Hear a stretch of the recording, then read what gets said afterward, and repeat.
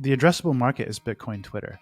I'm not trying to be like insulting, but I'm trying to be realistic. The addressable market in the positive sense and the potential is, the entire market. It's everything that people use to buy stuff. It's hyper-Bitcoinization.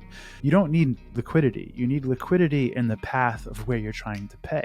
If you're not actually trying to pay anybody in Lightning, you don't need Lightning. I don't think Bitcoiners should put on blinders and say fuck regulators and fuck the law, we're doing what we're doing. That's ignorant and not going to work. And I also don't think that Bitcoiners should be trying to work with regulators and trying to get quote unquote regulatory clarity. Credit is not a scam. Trust is useful. Trust will probably always be useful, and I'm more interested in digitizing trust and trying to give people better tools for choosing who to trust and what to trust them with. So I consider stability to be a service. And so when you say I want a stable coin, you're saying I want somebody to provide me the service of a stable monetary unit. It's like sad a little bit. It's like, I don't want to increase the utility of dollars. I don't want to bring more users to dollars. I want more Bitcoin users. John Carvalho is the CEO of Synonym, a company building a number of Bitcoin and identity products and protocols, including their Bitkit wallet, their Blocktank LSP, their Slashtags protocol, and Pear Credit, which they're building in collaboration with Holepunch. In our conversation, we got into the business case for building an LSP, the unique features of their Bitkit wallet, the vision for Pear Credit, and the identity landscape with overlapping protocols in Slashtags, Web5, and Nostr. John has also asked to have his share of today's show splits sent to Bitcoin Smiles. Unfortunately, Bitcoin Smiles is not yet on the Lightning Network, so you're going to have to trust me on this one. I will send half of whatever you guys send in the first week of publishing this show to Bitcoin Smiles. I will make an on-chain payment, but you guys can continue to send sats over the Lightning Network. As always, you can use any Podcasting 2.0 app. Fountain is my favorite, but there are dozens of them. Before we get into today's show, just a quick message from our sponsors. Today's show is sponsored by Voltage. Voltage is the premier provider of Bitcoin and Lightning node infrastructure. Today's show is also sponsored by Stackwork. And Stackwork is a Lightning-powered transcription tool that takes the best of AIs and humans to create better, faster, and less expensive transcripts. We'll have more from Voltage and Stackwork later in the show. John, welcome back to the show. You are the first repeat guest of the show. Original listeners, everyone who was with me last year, will recognize your episode, but many new listeners may not be familiar with your work. So real quick, just give new listeners a little bit of a background on what you're doing today at Synonym and some of the products you're working on.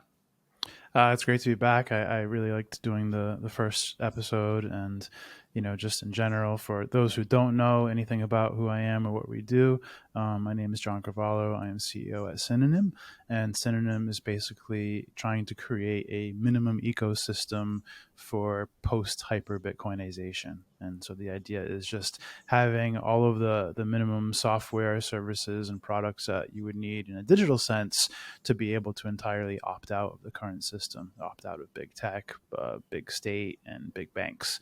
Bitcoin handles a lot of that. Lightning handles some of it. And then we get into sort of this whole trend with what's going on with the decentralized web, or the next web, as I have been calling it lately. And people have all kinds of names for it. So yeah, we have a whole long-term roadmap of many things we're trying to build, and a kind of design for how they interoperate and how they work together to, solve all the problems we think will probably need to be solved in such a situation.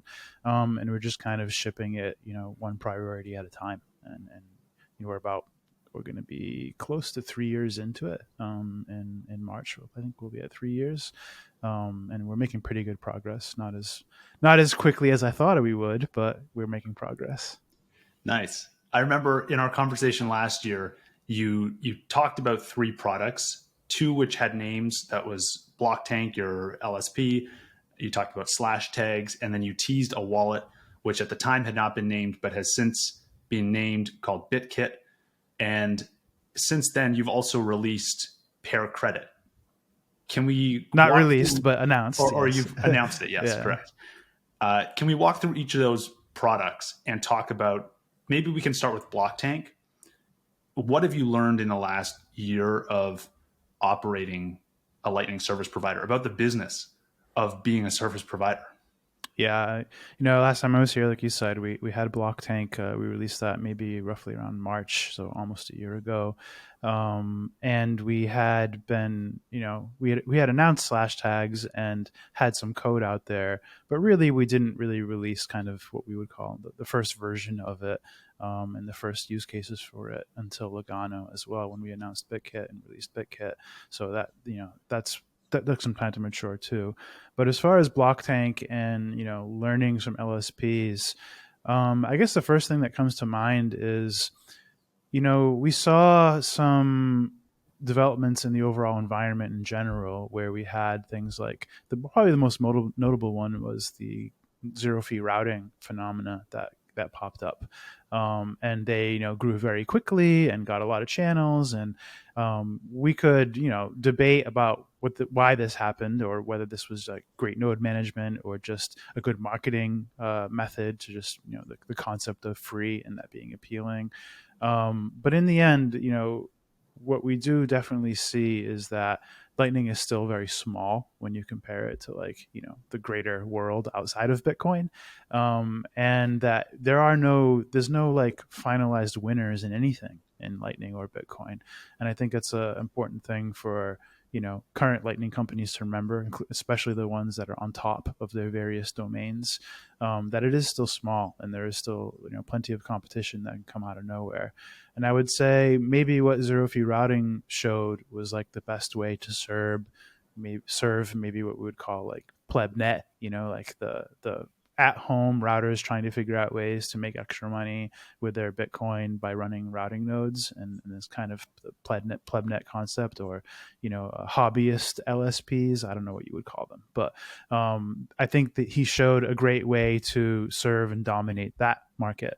But I think that there's a saturation there, right? Like, he hit a certain amount of channels, and then he ran into, I don't know why he stopped doing it, but he ended up stopping doing that altogether. Hard to say whether that's because his model was not economically feasible, or if it was just something personal. I have no idea. I think Um, it was a family thing. I believe there was a tweet a couple months ago that he was starting a family, yeah, but yeah, yeah. could have also been some. Well, you wouldn't be able to know if it were economically viable till they were like scaled much larger and much longer term and this kind of thing. But I do think he did say that they made maybe enough to pay a half a dev's salary or something. Like, in other words, it wasn't actually profitable. And I would Right. say nothing in the LSP world is. I mean, unless you want to make like a specific example, like the only person, maybe there's like two or three people profiting like notably on Lightning, and that's like Alex Bosworth being like a dominant expert in the domain, and manually trying to achieve that, and maybe a couple others. But in general, like, it's not proven that like this is something anybody could just go out there and do and have as a career, and that Lightning has so much inefficiency in it that you could just hop on and have a salary. And so our focus was more like, we wanted to make sure that there was an LSP software stack out there that was open source, that really was like a full service thing. And so including like open sourcing the server and all of the little extra like toys that we made to go with it. And we continue to do that. And then our kind of specialization is trying to see about actually providing this, for our own wallet, and demonstrating like the optimal use case for LSP for our own wallet, and then seeing if we can carry that over into business use cases, like providing LSP services to exchanges, other wallets that don't have like Lightning expertise, merchants, whatever it may be. And so we did add a business developer, that's dedicated for Blocktank, and kind of did a lot of outreach to talking to different stakeholders, exchanges, etc., learning about what their interests are, what their interests are not, what they can and can't do, and getting kind of familiar with that whole area. And that resulted in us coming up with the Blocktank Instant product, which it wasn't much of a part of the presentation in our recent announcement in Lugano at Plan B, but it was part of that, was announcing that, which is basically just an API for the LSP to accept withdrawals and deposits for an exchange. So the exchange just has to use the API. They don't have to actually run anything to do with Lightning. Sort of like a soft version of payment processing, but it's dedicated for that use case. So if a user wants to deposit into the exchange, they give us the Bitcoin, and then we owe the exchange. And if they want to withdraw, we pay on behalf of the exchange, and the exchange owes us, and we would settle periodically. And so we're finalizing the API for that and the docs and everything, and all the legal aspects related to it, and trying to see if that's viable. And that seems to be one method that is probably going to work as far as like a Lightning business model. As far as the original business model we had, like the whole concept of a Blocktank hub, or like you running Lightning, adding Lightning to your platform, and then us providing only the routing or only the liquidity management, some interest. But I think that the people that are interested in like actually adopting Lightning and running it themselves, and having people on staff responsible for that, they end up wanting to mostly handle it themselves. But there are actually very few people that want to even do any of that, and so that's where the Blocktank Instant kind of idea and service came into play.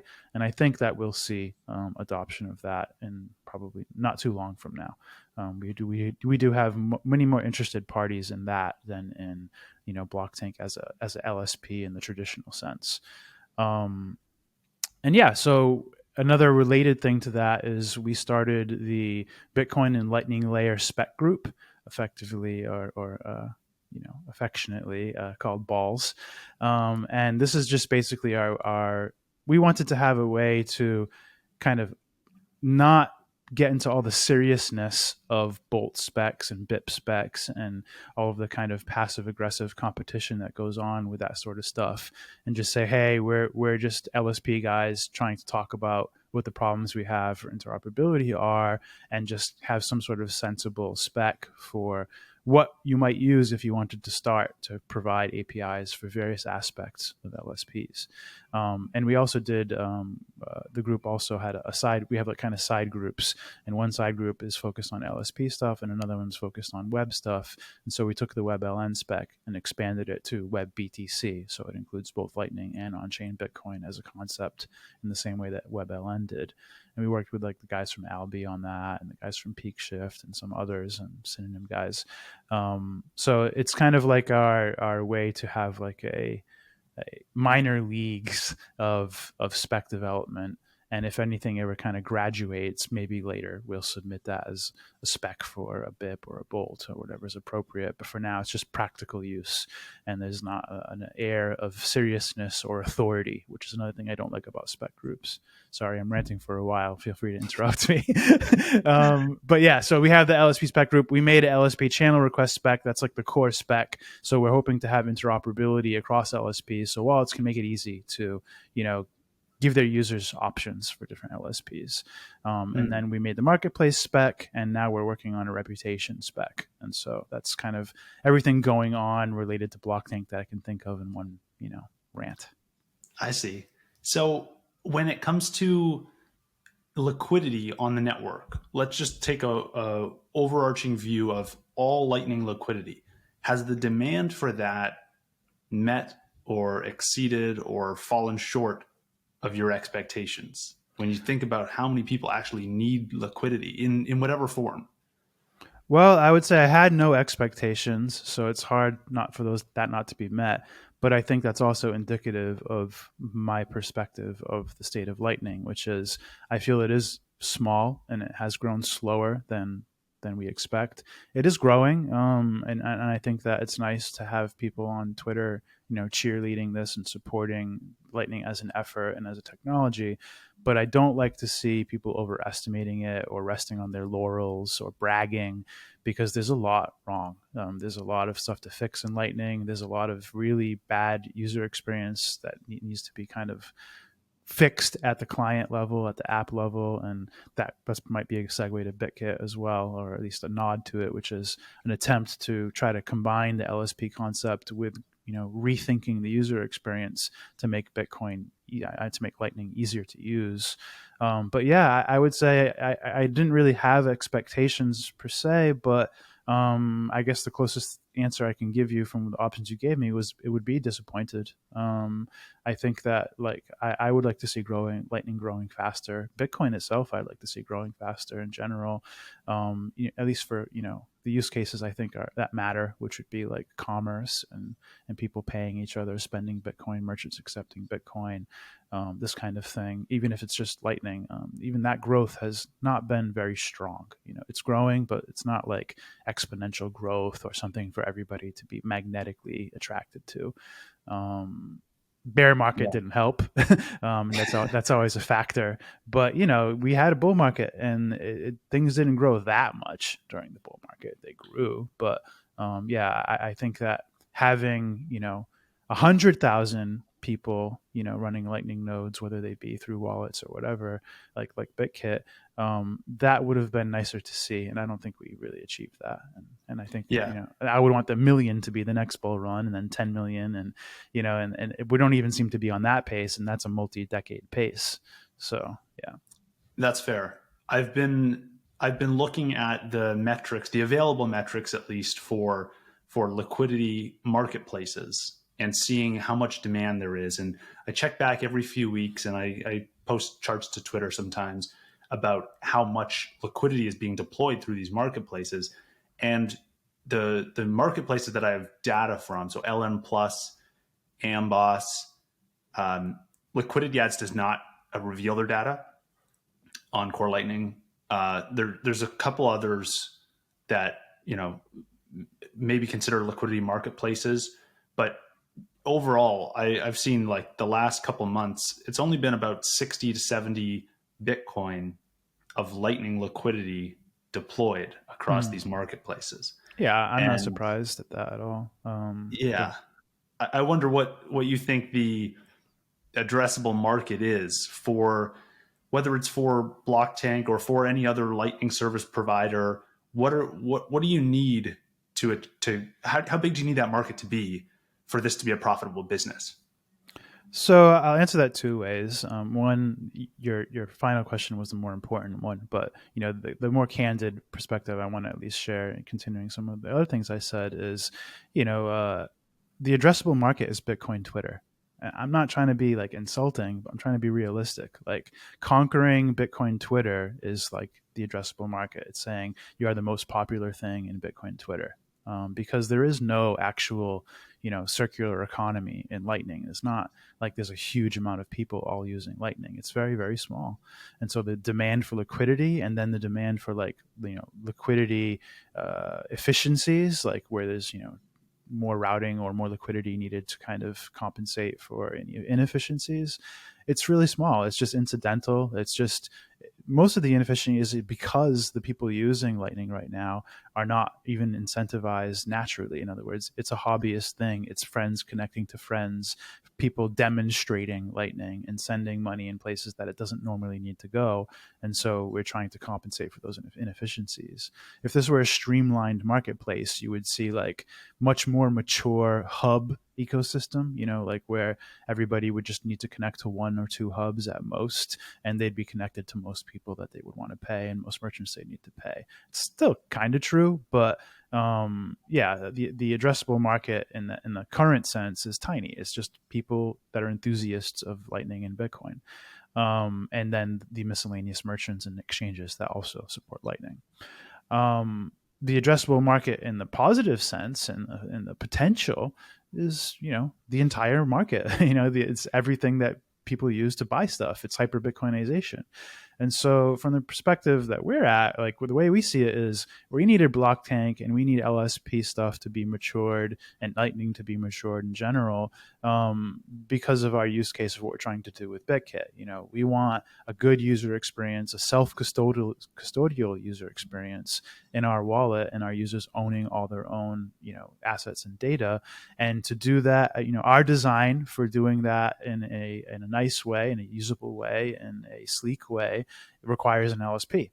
And so we're going to open source what we made for ourselves, and then we're going to explore what seems like sensible, use cases for it in addition to Bitkit, just to kind of test the market. So we'll do business development. We'll see if there's demand. We'll try to facilitate the future that we're imagining as best we can, but we don't have an expectation that we're like Synonym is going to become like rich because we offer Blocktank. It's more of like, let's just see if this is viable. Let's make sure that we're doing our part in facilitating the Lightning Network and giving it a chance to become what we all hope for it to become. But I don't think we should make an assumption that like everything, like I believe in inevitability of Bitcoin, but inevitability of Lightning is kind of something we need to be a little more careful about. We shouldn't assume that Lightning is going to be the savior of all Bitcoin problems. We still need normal Bitcoin to work well. We still may need other types of layers, etc. Mm-hmm. Now, when you think about the ways in which someone gets liquidity today, you have on one end of the spectrum, you have the hobbyists who will happily send Telegram messages to each other. They'll manage to get their liquidity using various websites. They'll maybe pay a merchant. They'll figure it out on their own. Then you have marketplaces, and you have a free tier of that in LN Plus. You have a paid tier in Amboss, and then you have service providers that it's like a white glove service. Is like, we'll take care of it. Don't worry. Where do you think that ecosystem? Do you think everything converges on service providers? Do you think that over time, regular people using the Lightning Network will just want it done for them? Or is there a place for, like, I'm trying to figure out what a marketplace might look like in the future. Mm-hmm. Does it look a lot like a stock exchange where you have large participants, or maybe like a bond market where there's just really large institutional participants swapping back and forth liquidity, but everyone else just goes with the service provider that takes care of it? Is a marketplace going to be, is that going to be the avenue that everyone chooses to pursue to get liquidity? How do you see that ecosystem either consolidating, or how does that unfold over time? I think it will unfold like an organism. In other words, you have the human body, and it has major organs, and it has major arteries, and it has capillaries, down to the fingers, and I think that's how Lightning will evolve. In other words, it will evolve naturally because the flows that need to be in place actually need to be in place. And so the flows that need to be in place, that need to be the largest, will be the closest to the organs, and go as far as they have to go. There'll be the highways, and then you'll have subsystems that branch out from there. Remember that there's no such thing as the Lightning Network. There's your Lightning Network. It's your view and all the people you can reach that use and support Lightning. And there can be totally detached Lightning networks using the same exact spec and format and implementations, and basically separate organisms or distant organisms or distant limbs. You know what I mean? Your toes versus your fingers. And you don't necessarily need to, have them all. You don't need a vein connecting your finger to your toe, right? Like there's a different way to route that, and they don't even communicate with each other, right? And so there's a practicality that will evolve, in my opinion, and that would be the opposite of the first example you made, which is like going onto Telegram and asking for somebody to open a channel to you. Like, this is just not understanding Lightning. This is not understanding Lightning at all to behave that way. Similarly, at least in earlier versions of marketplaces, same thing. Like, just going to Pool and buying a channel, this is like totally ignorant. Like, nobody needs that. You don't need liquidity. You need liquidity in the path of where you're trying to pay. If you're not actually trying to pay anybody in Lightning, you don't need Lightning. And so your thought process, your decision tree should be coming down from how you're trying to use Lightning. You know what I mean? It shouldn't be how much money you need on Lightning. And that's where LSPs come in, or like, for example, like with Thor from Bitrefill, probably the original LSP, or I think maybe Ellen Big was before them. But Ellen Big was opening channels for free, so I'm not sure you call that an LSP or not. But since then, you have many LSPs, and in the case of somebody like Bitrefill selling a channel or Blocktank selling a channel, it's practical because Blocktank is like tightly connected to Bitfinex, plenty of liquidity there. It's, Bitfinex is tightly connected to any other exchange that supports Lightning. Blocktank opens channels to every major merchant. Bitrefill is the most major merchant on Lightning. And so they're a great, organ to be connected to. And so I see the topography being like, a a core network of hubs that are connected to each other, and then sub networks breaking out from those hubs as necessary. And so, yeah, I think plebnet is great for enthusiasts and learning and experimenting, but it's just like it's a whole separate organism mutated on the side of the Lightning Network. It's not actually a way to get connected and be able to pay everybody or anything like that. That's interesting. I like that analogy of the human body, and I've heard other people talk about how there is not the Lightning Network. There are different regions or sub segments of a Lightning Network, and a lot of times that discussion happens in the context of KYC, and people saying eventually we're going to get some split or some kind of two different groups of Lightning nodes connected to one another. Maybe there's overlap, maybe there's not, where there's on one side all of your merchants, all of your providers have KYC in place, and on the other side it's the Wild West. Do you see that unfolding, and does that idea of splitting the network or having some kind of overlap between KYC and non KYC nodes, does that fit neatly into this human body analogy? Sure. So I wouldn't say you can split the network because, again, my perspective is that there is no one network. It's your network. It's who you are connected to, and so whether or not you could be on both kind of sub networks. Like, say, for example, say there's a black market network and a KYC network, a white and a black network. You could have one channel that gets you to one and one channel that gets you to the other, and you're on both, right? And that might be how you handle it. But as far as whether that's evolving, the concept of there being permissioned areas of your network or permissioned areas or permissioned Lightning networks, that you can only really get into those routes if you KYC. We aren't there yet. I am growing concerned that we will go there quickly. One example of why I'm concerned is the stuff like one of the leaders in Lightning Labs has become very focused on Taro, and their token concept, and that's fine. Experiments are good. It's good to have options.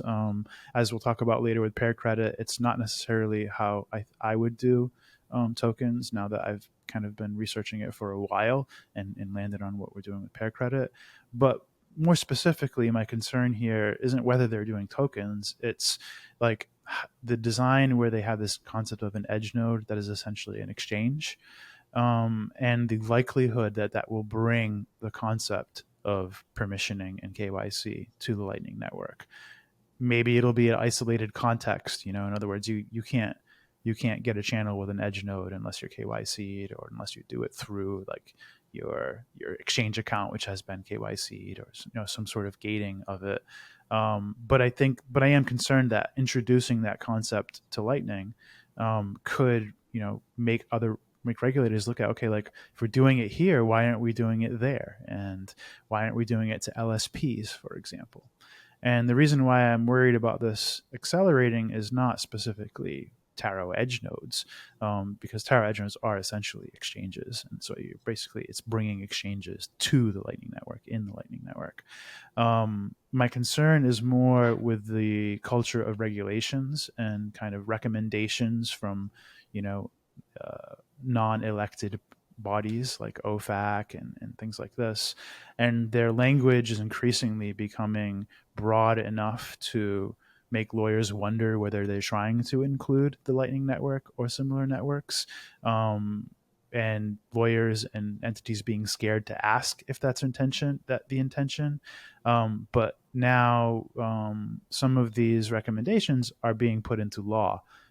For example, some of these recommendations are being put into law in BVI, British Virgin Isles, where our company is technically registered, and so now we have to be analyzing these things, careful, and thinking about what we do. And one consequence of that, for example, is we used to sell channels with a total size up to $9,999 to be under the $10,000 AML limit.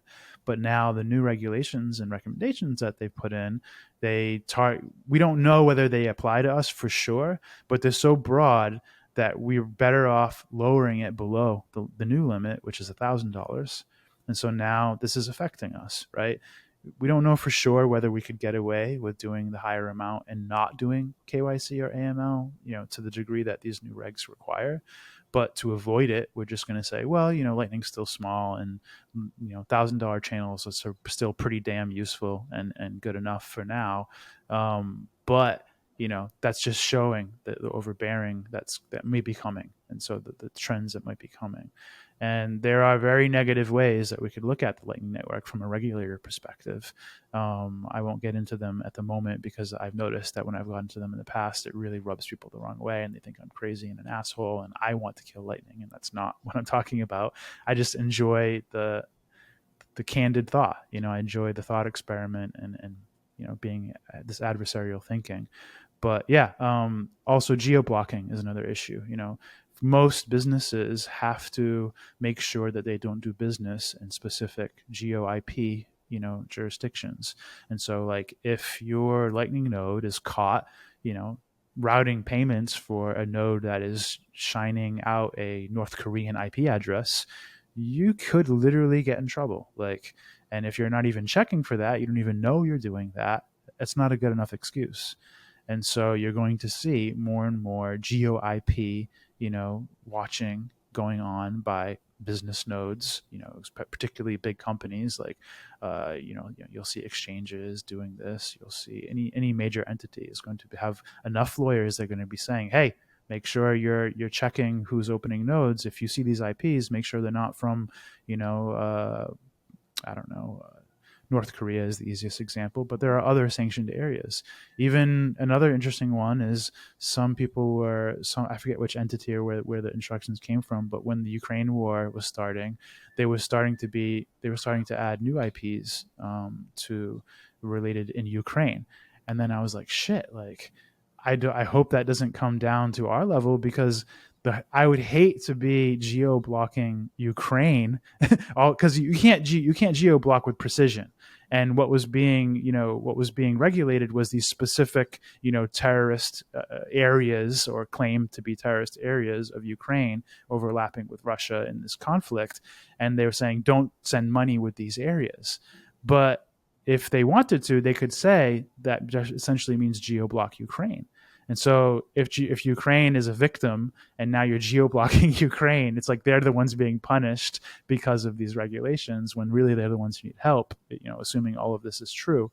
And it gets really twisted. And that's actually the most important thing to remember about regulation is it's always the people who are innocent that are paying the price and being regulated, and never the people they're trying to stop. The criminals are always going to find a way to do what they need to do. And you're better off focusing on catching criminals than on trying to filter them out of, legitimate systems. Yeah, it is scary. I mean, I think a lot about the regulatory landscape and how in Lightning Network, it still seems like things are too small to catch the regulators' attention. They seem to be preoccupied dealing with crypto frauds and stuff like that. And they seem to have not done anything really about the Lightning Network to date. But I see where you're coming from when you say you could enact these really broad, sweeping regulations that are vague and just kind of like cover the whole industry. And you can put that into place and all of a sudden cause problems for the entire industry overnight. And I wonder, because I think there's two schools of thought here in the Bitcoin space, and probably most Bitcoiners lean towards the school of thought that is, forget the regulations. We're trying to build a system that does not respect this fiat financial system and all the rules that come with it. We're trying to build Bitcoin. We're trying to do our own way. We'll just not worry about that. And then there's the other school of thought that says we should really be pushing towards, trying to get regulators on our side, helping them craft regulation that makes sense, that is useful. Do you think Bitcoiners should be spending any or more of their time working with regulators on this, on crafting these rules? Or is it the right strategy to kind of try and build the system that they can't regulate and hope it works? No, I don't like any of what you said on either side. I'm trying to be personal as far as what you're suggesting. So on one hand, like, I don't think Bitcoiners should put on blinders and say fuck regulators and fuck the law. We're doing what we're doing. That's ignorant and not going to work. And I also don't think that Bitcoiners should be trying to work with regulators and trying to get quote unquote regulatory clarity. And so my response and my recommendation on both those sides would be on the regulation side. If you want to do something, fight for Bitcoin rights. Do not fight for regulatory clarity. The thing about regulation is it's always meant to restrict. It's always meant to reduce capability. It'll reduce utility. It'll increase cost. It'll give you less options. That's the only thing that it's for.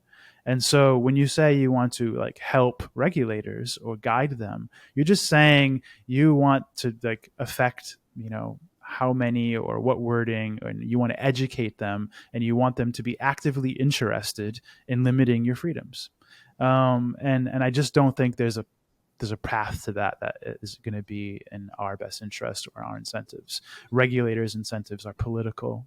They're monetary. They're self-sustaining. They're trying to grow their ability to regulate. And so the incentives are not in line with Bitcoiners. So working with them is nonsense. It's just saying, yes, we want to help you make more rules against us, in the hopes that you can somehow subvert these rules to be less than they would have been if you hadn't been involved. But you don't get to see two realities. You never get to know whether you made a positive effect, Right. and so all you're doing is helping, and I don't think you should help. And the incentives do not match ours, so there's no point trying to pretend that we can cooperate. Some people would say I'm ignorant. Some people would say I'm wrong about that. I'm open to the idea I'm being wrong about that. I just think fundamentally it's unlikely that I'm wrong about that. Um, on the side of putting on blinders and saying fuck them, we're just going to do what I want. I would say that my advice on that perspective is we should make it as hard as possible for them to be able to regulate us. And what in we so when we're designing things and implementing things and creating products, we should be prioritizing and remembering that the most interesting ones, the most useful ones, are the ones that protect our censorship resistance, protect our privacy, protect our ability to not be censored. There's just no other way to put it. It's really the most important thing about Bitcoin.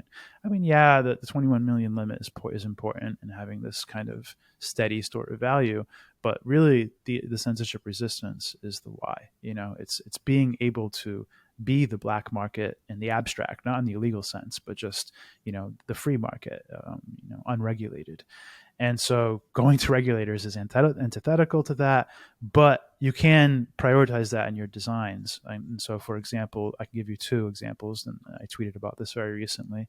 Um, One is the culture of being curious and interested in cheerleading custodial products in Bitcoin really needs to change. I don't want to be a shit talker, but just as examples that would be very pertinent, people love Strike, and Strike is a custodial product, and people want to, cheerlead. And I think that what Jack Mallers did with, facilitating El Salvador and the early days of like making Lightning Node easy to run with Zap, those are make him he deserves a place in history in that. You know what I mean? But I don't think that means that we need to cheerlead what Strike is doing with custody and pretend that like how they do things is somehow doing something for the Lightning Network or pumping our bags or any of that stuff. I would like to see Strike be working on having a self-custodial Lightning experience in there. I don't care about using Lightning as Swift and these kinds of things. That's something Lightning does. It's something Bitcoin does. It's not something that Strike does. And so that would be an example of like the culture change, or other interests in things like Chaumian mints and these things. Like, I'm not saying these are bad products or that these are not things that should be researched by someone, but they're not things that should be cheer led and held up as primary solutions for Bitcoiners. Like I think it's great to have safer ways to do custody, and that people will always have custodial use cases. But this is not like how we scale Bitcoin. You can't scale Bitcoin with custody, and it avoids the actual problems of solving Bitcoin scaling problems and actual conversations to move that conversation forward that have to be had. And so that's one, is just the culture of custodial support needs to go. And I feel like it's like a gaslight thing, because look what happened with FTX and Celsius and all these things. Like, this should have really hammered home for people that anything that's custody is really dangerous. It's not because of the yield, it's because of the custody. The yield was just what got people to forget about the custody, but somehow there's a lot of Bitcoiners still forgetting about the custody. And the more specific other example I'll bring up is, for example, my current interest is trying to lobby, the Lightning community for finding a way to remove the dependency on IP addresses from Lightning, because I think that's a vector of attack for the state, for regulators. It's already established that with the internet, if you see an IP, you're supposed to geo-block that IP for certain reasons, and be aware of that IP in how you serve and perform businesses, etc. And so that regulation is established, and that is going to eventually get overlapped with how people can and can't use Lightning. And so I think if we can't know the IP and we don't depend on the IP, then that would be one way to improve Lightning. And I don't mean to do this like as a hack experiment. I mean like to change the bolt. Like, Lightning should not use IP addresses, and this would have trade-offs as far as like the best design for it. Well, I'm not a professional engineer to offer the best design, but from what I do know about how you would do it, you probably have some latency trade-offs and complexity trade-offs. But I think it's something I'd like to hear people talk about more, because I see this as an attack vector, and I see it because of how regulations read and things we're having to worry about as an LSP and as a business. Yeah, that is very interesting. What has been the reception among Lightning developers in the community that you've spoken with about this idea of removing IP addresses from the protocol? I've only just kind of started, planting the seed with some people. I think that, I mentioned it yesterday in the LDK call. There's a biweekly LDK call, and we use LDK and Bitkit. I mentioned it in there, and Matt Carvalho seemed to not be allergic to the idea so much as he pointed out some legal considerations with IPs, and that I told him my quick idea of how I might suggest doing it, and he said that would make sense, and that if we ever want to talk about it more directly, that he'd be okay with looking it over, or giving his thinking on it. I don't know that it's something he's actually worried about, or we didn't talk about it deeply, and nobody committed to anything. It's just kind of planting the seed of the idea. I've talked a little bit with Christian Decker about it as well in private conversations. So I think that nobody has said I'm crazy, but nobody has said, yeah, we need to like fix this. So it's tough I can't really say what people think about it so much as it's a concern for me. Fair enough. This is great. I mean, this was one of the things that I remember from our last conversation. If listeners haven't checked it out, I think it's episode 8. I remember leaving that conversation thinking like, man, this guy's he's thinking different ways from everyone else. It's not the stuff I see on Bitcoin Twitter every day. He's bringing up new ideas, and I really appreciate that. So unfortunately, I can't offer any feedback on your idea of removing IP addresses. I don't have that technical background, but I do appreciate the. I'll say at least I appreciate that you respond positively to such behavior from me, because most of the time I'm actually getting the opposite. Most of the time people do not like the way I think, or the ideas I propose. They think that when I say something that doesn't cheerlead Bitcoin, that I'm attacking Bitcoin, or that I'm promoting shitcoins or something. But it's just like, I care about Bitcoin a lot. And so I'm always trying to think about like, what is the most important thing that we should be worried about and working on and providing. Yeah, and fixing it, patching the holes, and fixing all the things that need to be fixed, because it's not going to be an easy battle to win, right? Yeah, disrupting the entire world's financial system.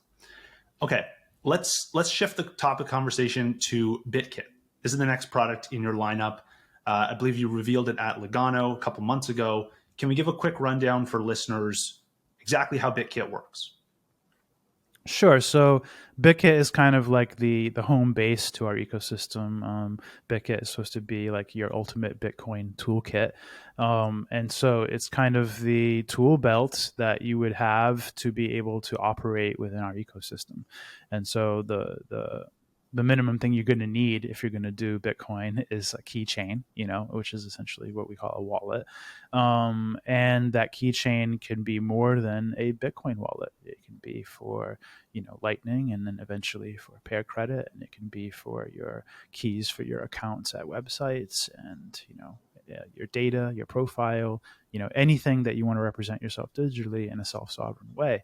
And so Bitkit is our attempt to have a reference wallet. I don't mean that in the technical sense. Developers probably won't like me using the word reference, but in the abstract, it's a reference to like how we think wallets should be done for the next paradigm, for the next web, for the next economy, etc. And we're very design oriented. So one theme about Bitkit and how it works is just rethinking the user experience in the UI and trying to like think of it from like what's practical, and what if we were able to get this to mass market, and still be self custodial, what would it look like, and how could we make sure this has a chance? So it's speaking in user terms when we use terminology. We don't mention Lightning channels, even though it has a Lightning node inside. We don't mention Lightning liquidity or routing or these things. It's just connecting. It's you want to be able to spend instantly, then connect to uh, Mm-hmm. connect connect to the Lightning network. And we don't and we so we try to like just speak in user terms and abstract things. And our goal as far as the Lightning aspect of it is what I would call the zero Lightning user experience. And I meant to mention this earlier with one of your other questions, which is I don't think that users should know Lightning exists. That's the future of Lightning. Like, I don't think they're supposed to know it exists in the first place, and they're supposed to care about routing and any of that stuff. I think it should just work, and that's what I'm going for. I hope you're enjoying the show so far. Just a quick message from our sponsor, Voltage. Voltage empowers engineers to integrate Bitcoin and Lightning Network payments into their business stack with an enterprise grade experience. The team at Voltage is building the complete toolset so that you can do more than simply spin up nodes, but also understand and interpret your node's data. Their new product Surge gives engineers the capability to quickly solve problems and optimize operations. With node insights and visibility through time series data, you get dynamic and complex insights never available before. You can get complete control with insanely fast onboarding, advanced client side encryption, and zero management infrastructure, making backups, networking, and upgrades simple. Get a free 7-day trial today at voltage.cloud. I think I had a conversation with Caitlin Long a couple of weeks ago, and she used the term that this is back end payment technology, and I think that was really well put. That this is something that is not meant to be visible on the front end for everyday users. The term talking about Lightning related terms is something that probably only Bitcoin Twitter cares about, and everyone else is just kind of like, does it work? Yeah, it's tricky because Bitcoin Lightning technology is usually CTO engineer driven stuff. The CEOs of a lot of these companies are hardcore programmers. Well, that not this company. I'm not a programmer. I'm not an engineer. I do my best to throw my weight around in that arena, despite not being one. And I think I do pretty good, all things considered. But I'm not. And so I'm a product guy, I'm a marketing guy, I'm a branding guy. And so that's the difference you'll see with Bitkit, is that it's more oriented to our vision. And so the kind of pillars of Bitkit are it's got Bitcoin and a Bitcoin wallet, and all the ways we think the Bitcoin wallet user experience could and should be done. It's got a Lightning node in it as well, so it's self-custodial. It's got I think the first at least public implementation. I know that Blue Wallet had LDK in their first in a dev mode that you can unlock to try it, but they haven't converted to it yet. But by default, Bitkit uses LDK and has its own node. And then the third pillar is all the stuff it supports with Slashtags, which we can talk about after Bitkit. But this is what we think you need as a toolkit for the new digital economy. And so what we do with Lightning is we rely on the LSP so that helps us give a good user experience. We still give the user a way to connect to say their own Electrum node for Bitcoin, and eventually their own Lightning node for Bitkit as well, or their own LSP at least. But a lot of it is work in progress. So the Bitkit is still in beta. There's still bugs. We're still working some things out. There's a lot of stuff. Even though it's a very simple wallet when you use it, there's a lot of stuff going on in the background. There's a lot of complexity as far as getting it to be this simple and have all these features. And then, yes, finally with the Slashtags features, there's kind of a new set of features that have not been in wallets before to kind of start to demonstrate what you can do if you use keys for the web and you use Hypercore and Hyperswarm as an underlying dependency for your stack. What's possible and how you can start to do things like how we have contacts that are made out of keys, and so you have like this concept of that mixes, what you'd think of as like your Twitter profile or a public profile with the concept of a contact, but it's data that you own. And so instead of like adding your mom by typing in all of her stuff, her data, you actually add your mom by, scanning her key or adding her key as a contact, and she sends you her data. And so her contact info is kept up to date by her, not by you. And so it's like a self-sovereign, you own your data. Only you can write your data with your key. And this adds the user experience that you can pay to contacts using Bitkit, because we've added a payment protocol to Slashtags, which we just call /pay informally. But this is a way to abstract all payments to your Slashtag key. And so you can support Bitcoin, Lightning, anything you want, any payment method you could think of, you could have underneath that key and supported. And so we're doing work on improving that and adding, fulfilling the vision of how we think a solution for our overarching payment protocol and payment coordination could work. And that's what we're doing with Slashtags and /pay. And then that means that for the user, that's like when you hit send, you can just choose someone of your contacts, tap on your mom's face to pay her, and you don't have to know if it's using Lightning, if she has enough liquidity, if it's on chain or off chain, if it's eventually a credit token on Pear Credit. You just have what you want to pay her, and you send. And if there's a problem or an extra fee to accomplish what you're trying to do, you get shown that and the ability to approve that, changing that path, and that's it. And the other part that Slashtags adds is this widget feed area. And so this is kind of an answer to what you might see in some older wallets as like an app store, but also an answer to like things like having using keys for your accounts, kind of like LN URL auth. But it's got like a whole slew more features and improvements on those concepts. More harder to censor aspects to it, easier to use aspects to it. Like once you've created an account with a key, you can just tap to log in. Once you've created an account with a key, you can just open Bitkit to see your account data without visiting the website at all. So, for example, we'll be adding within the next month, we'll be adding an update to where, say, if you make an account at LN Markets with Slashtags, you'll also be able to see your LN Markets account balance and your LN Markets P&L, your profit and loss, just by seeing that in your Bitcoin wallet. And so then if you want to visit LN Markets to, like, say, close your trade or something, you just tap on that widget and log in. And so you don't have to scan a QR code. You don't have to memorize a password. It's just all key managed. And so, yeah, we're just showing how you can do different types of widget feeds. And so how you can build entire apps out of these widgets, out of these data feeds that are coming from a DHT, which is providing decentralized routing and, this other layer of, self-sovereign, difficult to censor web technology. I really like the idea of having a single place where I can manage my money. I can manage my, pay contacts. I can log into different apps. And one thing I want to clarify, in that example of LN Markets you used, that widget, can it also fund and withdraw your account for you? Or you have to go into LN Markets to do that? You have to go to LN Markets to do that, but that is a use case we are kind of working on probably for 2023. So one of the things we want to do, I don't know, I shouldn't even be like some of this is secret. Okay. We want to give people ways to do more with widgets that's interactive.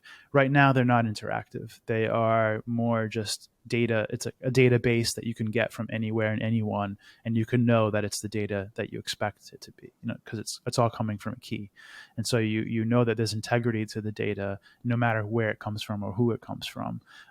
But this is mostly use cases for data feeds, logs, feeds, oracles is another use case we'll demonstrate very soon, for smart contracts and stuff.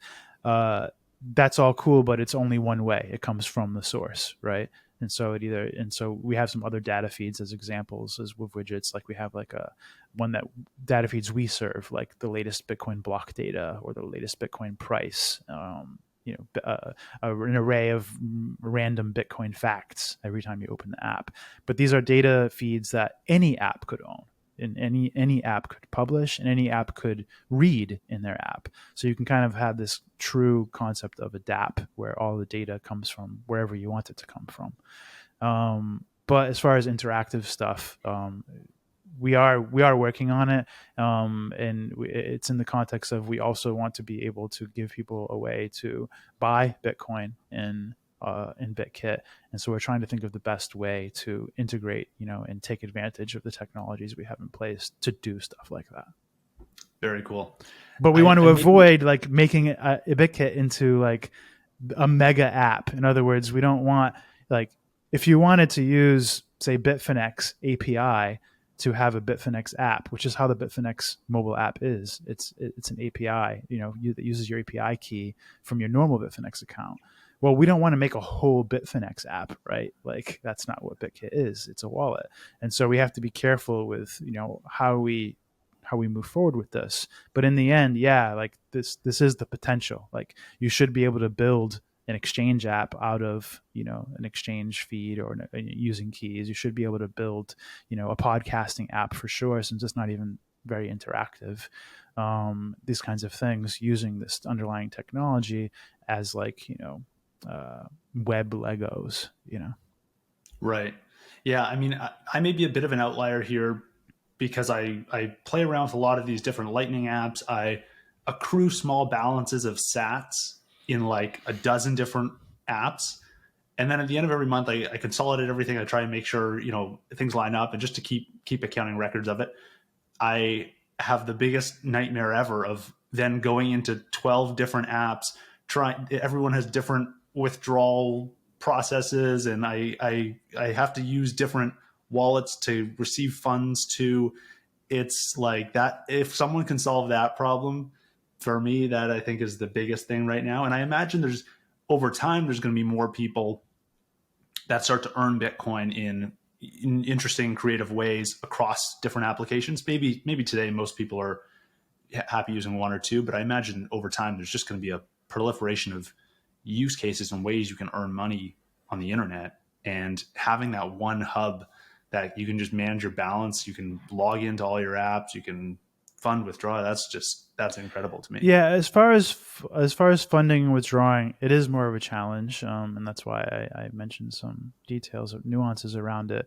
I think being able to see all your balances and see all your account data and then authenticate into any of those things from one place, that's definitely what we can provide now.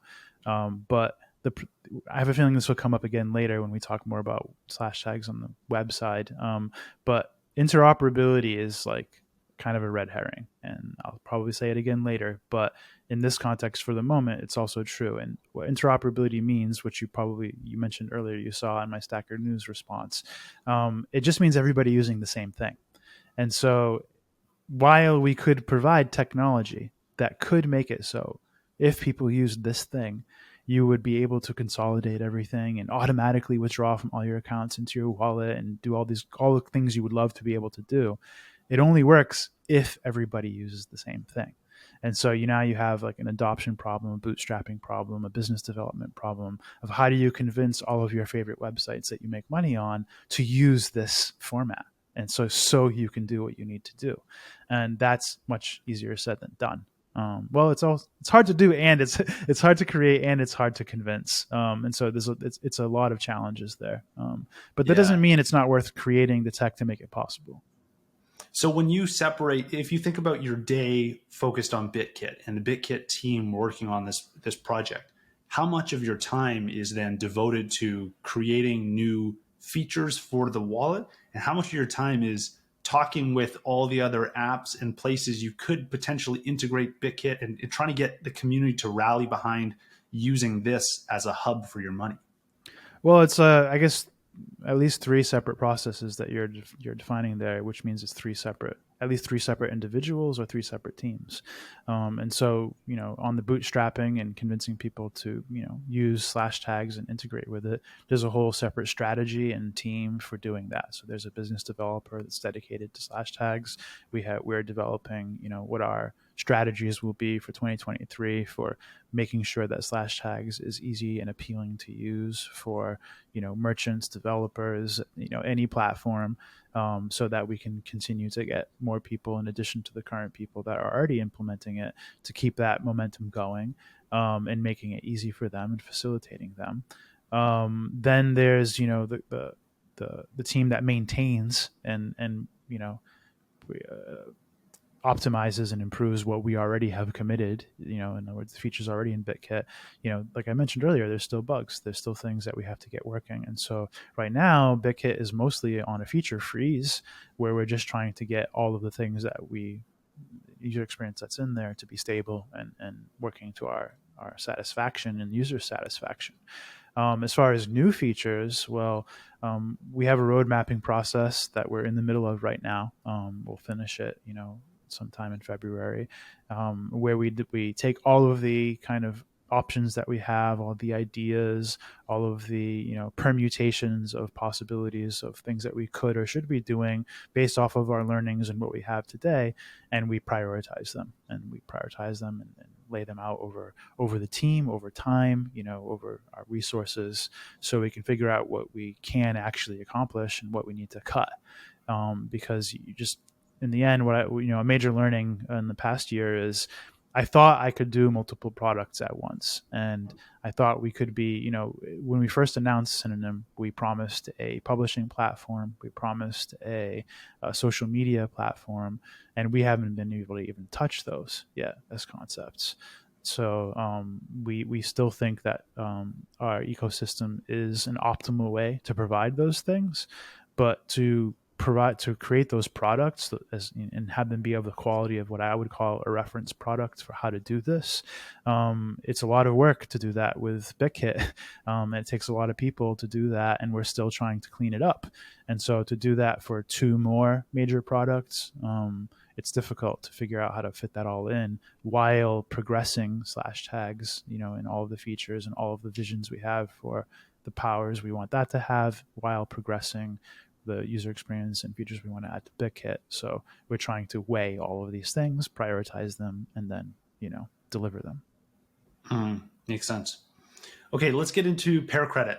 That's the next Sure. product I want to touch on. And you guys launched this in Lugano as well. And I just want to read off the Pear Credit's Twitter page, just your bio there. It says, Pear Credit is an open, transparent, peer-to-peer accounting system that uses Lightning-style channels to bring a credit system to life. So first, can we break down that sentence? I really want to learn more about specifically how the accounting system works, why Lightning style channels rather than Lightning channels, and then what kind of credit system you're imagining here. Sure.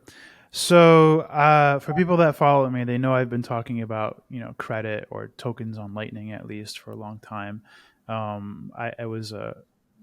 I'm not a pioneer because I wasn't the one that doing any of the actual pioneering as far as technology goes, but I was an instigator in this whole realm and reviving it within the Bitcoin world, because at Bitrefill, I was very interested in this idea of having instant tokens and, taking what's cool about Lightning and seeing if we can make that cool about tokens.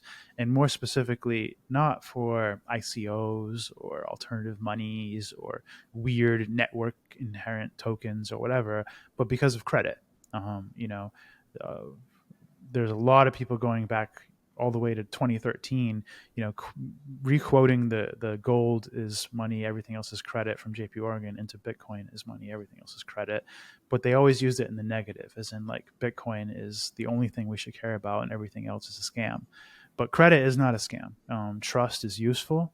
Trust will probably always be useful. And I'm more interested in digitizing trust and trying to give people better tools for choosing who to trust and what to trust them with, than I am in pretending that trust is evil. Cooperate. Trust is cooperation. Lack of trust is competition. You need a healthy balance of both. And simply, you can never one person can never compete with multiple people cooperating, and so trust is always going to be useful. And so that's the kind of primitives of why I care about trust and why I care about credit. And I would like to see credit extended to things like gift cards. In other words, not just for representing dollars like Tether, but representing credit from the institutions and things you actually rely on in your day-to-day life. So rather than trusting a bank with your dollars, trusting, your grocery store to have some liability to you for groceries because you prepaid, something like this. Like I'd rather use my grocery store as my bank for my grocery expenses. You know what I mean? And so having the idea of gift cards or gift tokens, having the idea of product tokens, a thing denominated in a product or denominated in a service instead of denominated in a money. These are interesting to me because I think you can create nice aftermarkets if these are bearer instruments. And if you can have a digital aftermarket of all the things, you can have a highly, automatic market, and you can really have everything competing, and you can have supply and demand really expressing in like an ideal free market. This is where the roots and underlying interest for me in all this technology. And so I put a lot of research in and supported a lot of miscellaneous projects on the way, from RGB trying to do tokens on Bitcoin using single use seals and trying to get RGB working on Lightning, to trying to revive Omni, which is the original place that Tether was born and what made tokens popular, really, at least in the modern sense. And Omni Bolt, which was a way to make Lightning channels out of Omni transactions. We fully implemented that, at least in the state that it was in last March or so, and we dropped that too. And also being part of giving feedback on Taro when it was called CMYK before it was released, and giving feedback and considering that as an option.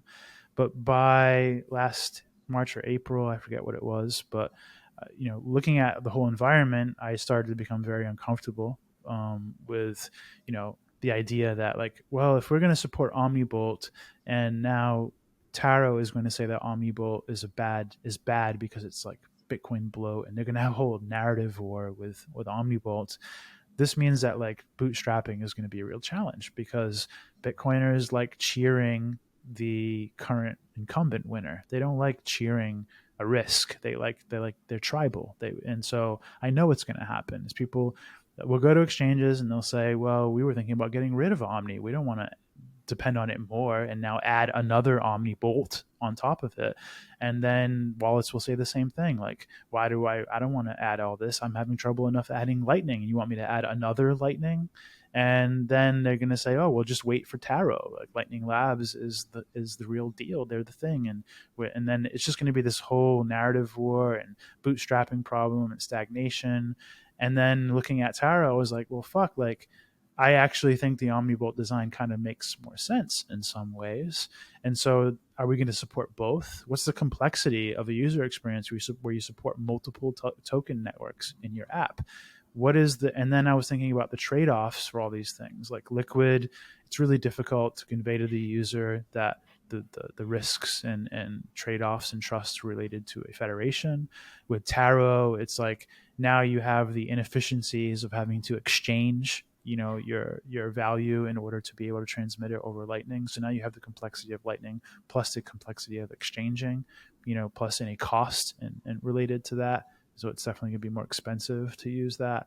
And you have the limitation with Taro where if you do rely on that design, that you're only going to have tokens that have already have an established order book, because if you have to exchange your token, there has to be liquidity for your token. So there's no way to bootstrap tokens with at least the initial Taro design. I think they say they're going to be able to do token native channels and not conversion, not rely on the edge nodes. But I don't know. I don't know where that is in their priorities or what their plans are. So there's just a lot of trade-offs in all these decisions, and I didn't like any of them, and I didn't want to support all of them.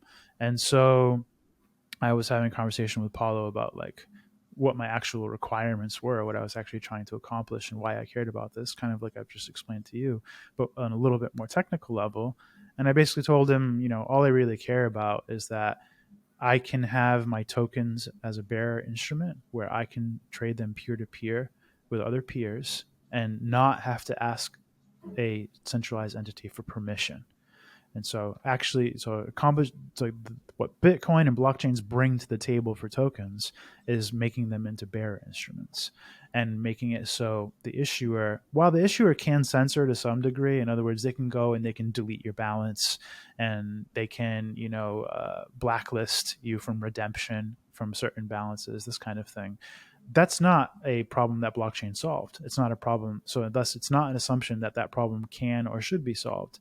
The issuer is always there's always at least one trusted entity in a credit situation. It's the issuer, right? And so that's an assumption. It's a given. You have to just say that's the way it is.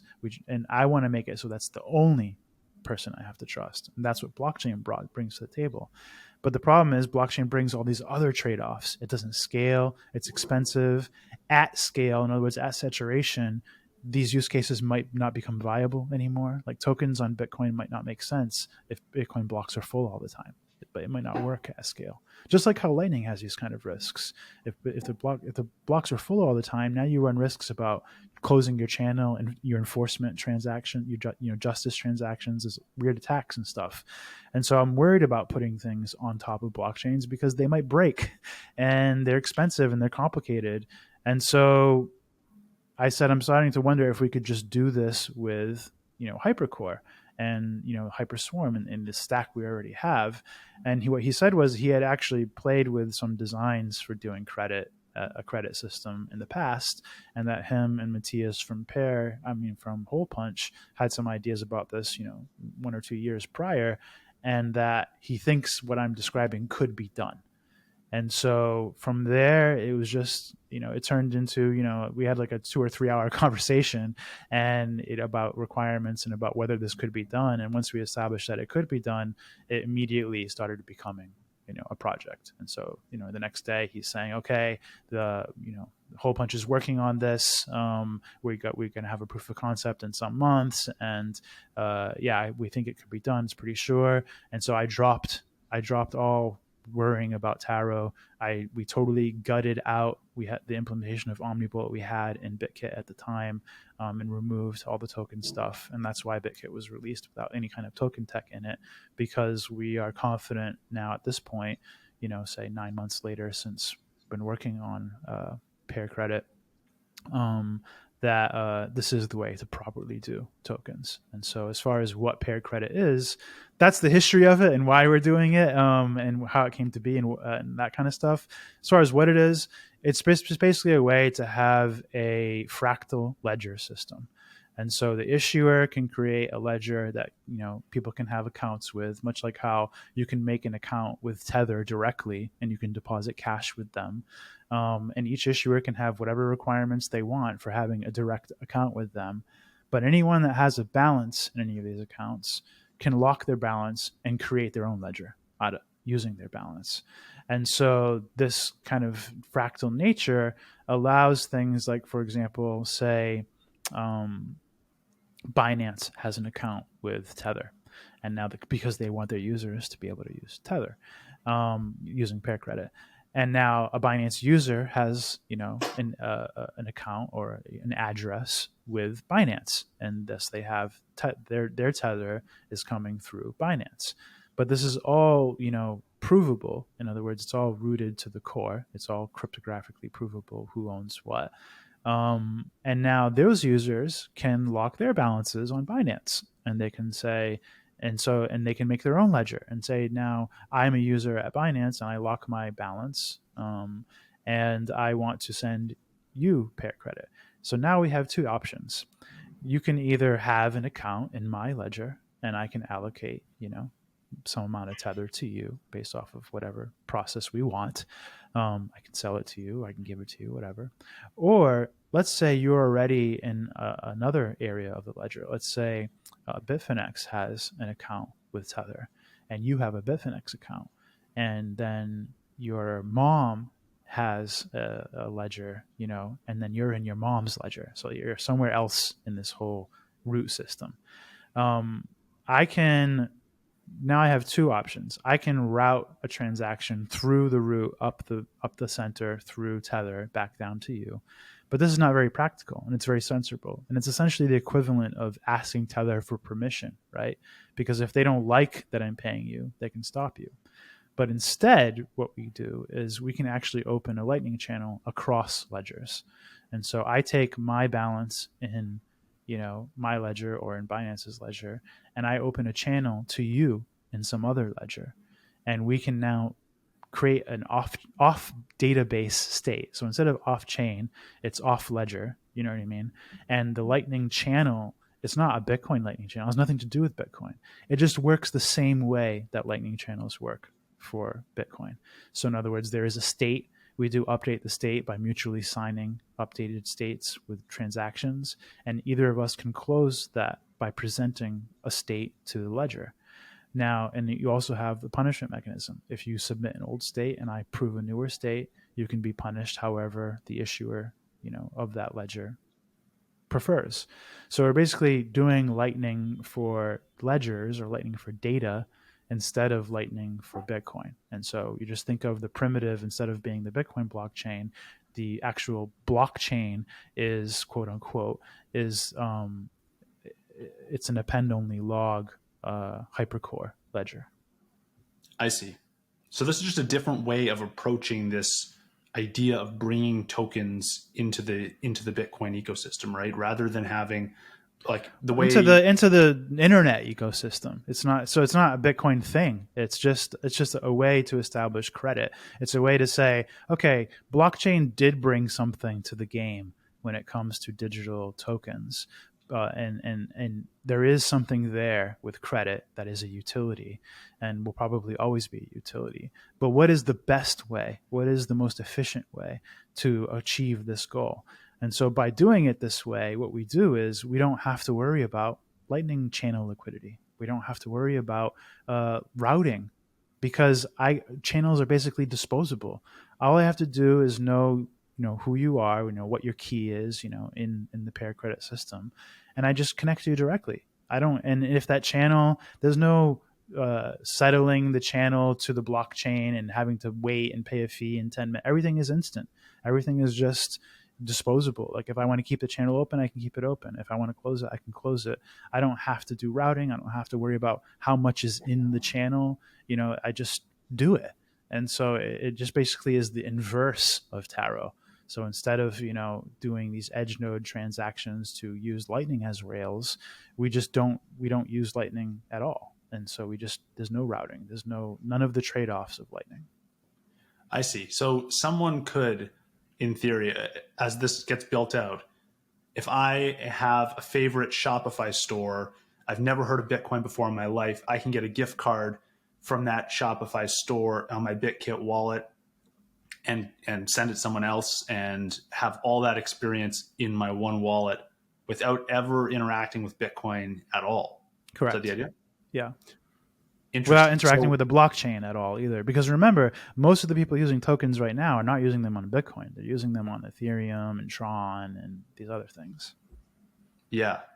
So when you think about the opportunity for tokens, you mentioned gift tokens and, stable coins are clearly a thing already.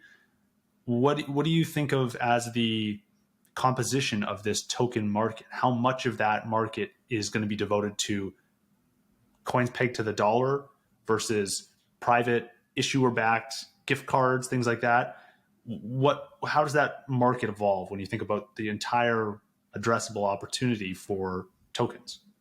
I mean, I think the entire the addressable market potential is basically everything that people aren't using Bitcoin for. And so, if you believe in hyper Bitcoinization, all I'm saying is there probably will always be credit. There probably will always be at least one alternative money. People like to have options and an alternative. So maybe hyper Bitcoinization won't exist. But I would, in other words, it won't be the only money because Bitcoin doesn't actually scale. And I don't know if Bitcoiners are willing to make the sacrifices required to scale it. In other words, have it be a little more censorable or centralized, or having their, printing more bitcoins or whatever. Like these are all inflationary central managed things that we want to avoid, right? And so if people need to have hot money or trusted money or credit, this is just our answer and our solution for that, to say that the marketplace probably will use credit and probably will want to express credit in various ways. And so that's the market for this, is everything so it's Bitcoin and Pear Credit. Like that's the market as far as I money see. and money, or say digital value transfer goes. Yeah. And there's a clear distinction between the two, right? They're completely. It's like it's either Bitcoin Trustless or and it's not. trust. Yeah. Yeah. Yeah. Yeah. And so it could be rather, and the system there then is you're already trusting your bank, you're already trusting your grocery store to honor the gift card, you already have those trust elements in place, and you're just porting them onto the internet basically, and then Bitcoin is the trustless component of that, right? Well, also another topic here is, like you mentioned, like Tether and stablecoins are a popular use case for tokens. Well, I love Tether, and I love that they fund us and make what we're doing possible. But I have no particular interest in dollar imperialism. I don't want to see dollars in every home. That's not why we're here. It's not why Bitcoiners are here for sure. And so when I see Bitcoiners like getting excited about bringing dollars to the global South, or bringing dollars to Argentina or South America, like it's it's like sad a little bit. It's like, I don't want to increase the utility of dollars. I don't want to bring more users to dollars. I want more Bitcoin users. And then they say, well, the reality is there are people that can't afford to save, or there are people that can't afford to bear any volatility. I don't believe that's entirely true, honestly. I think there's a bit of convenient arguing there. I think that humans in general can, at any level, proportionately figure out a way to save, and that's what money kind of is in a way. It's like a micro saving, right? You're at least holding on to that money until you can spend it, which is at least going to be for a day or something, right? And so if you have some ability to accumulate, savings more than a day, then it should be done in Bitcoin, when you can actually reach a long term to overcome temporary volatility, where you actually have a higher value to your Bitcoin, or at least a stable or a same value. That's the risk with Bitcoin, is volatility. That's the excuse for dollar imperialism, or supporting dollar imperialism by stablecoin lovers. I'm just saying, let's introduce this concept of denominating these things in things other than dollars, like products and services, and the concept of having these things be issued by people other than banks.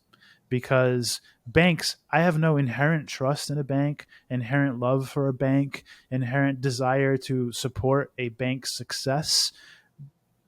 I don't want that. You know what I mean? I would rather support the things that actually affect my life positively, like the people I actually spend money with. Like if I could turn everything I pay for into a credit token, then I would rather hold, instead of selling some Bitcoin every month so I can pay my bills and having to hold dollars for even a month. I would rather sell my Bitcoin every month for some credit, and be able to have the flexibility and the liability of the people I rely on to redeem that credit.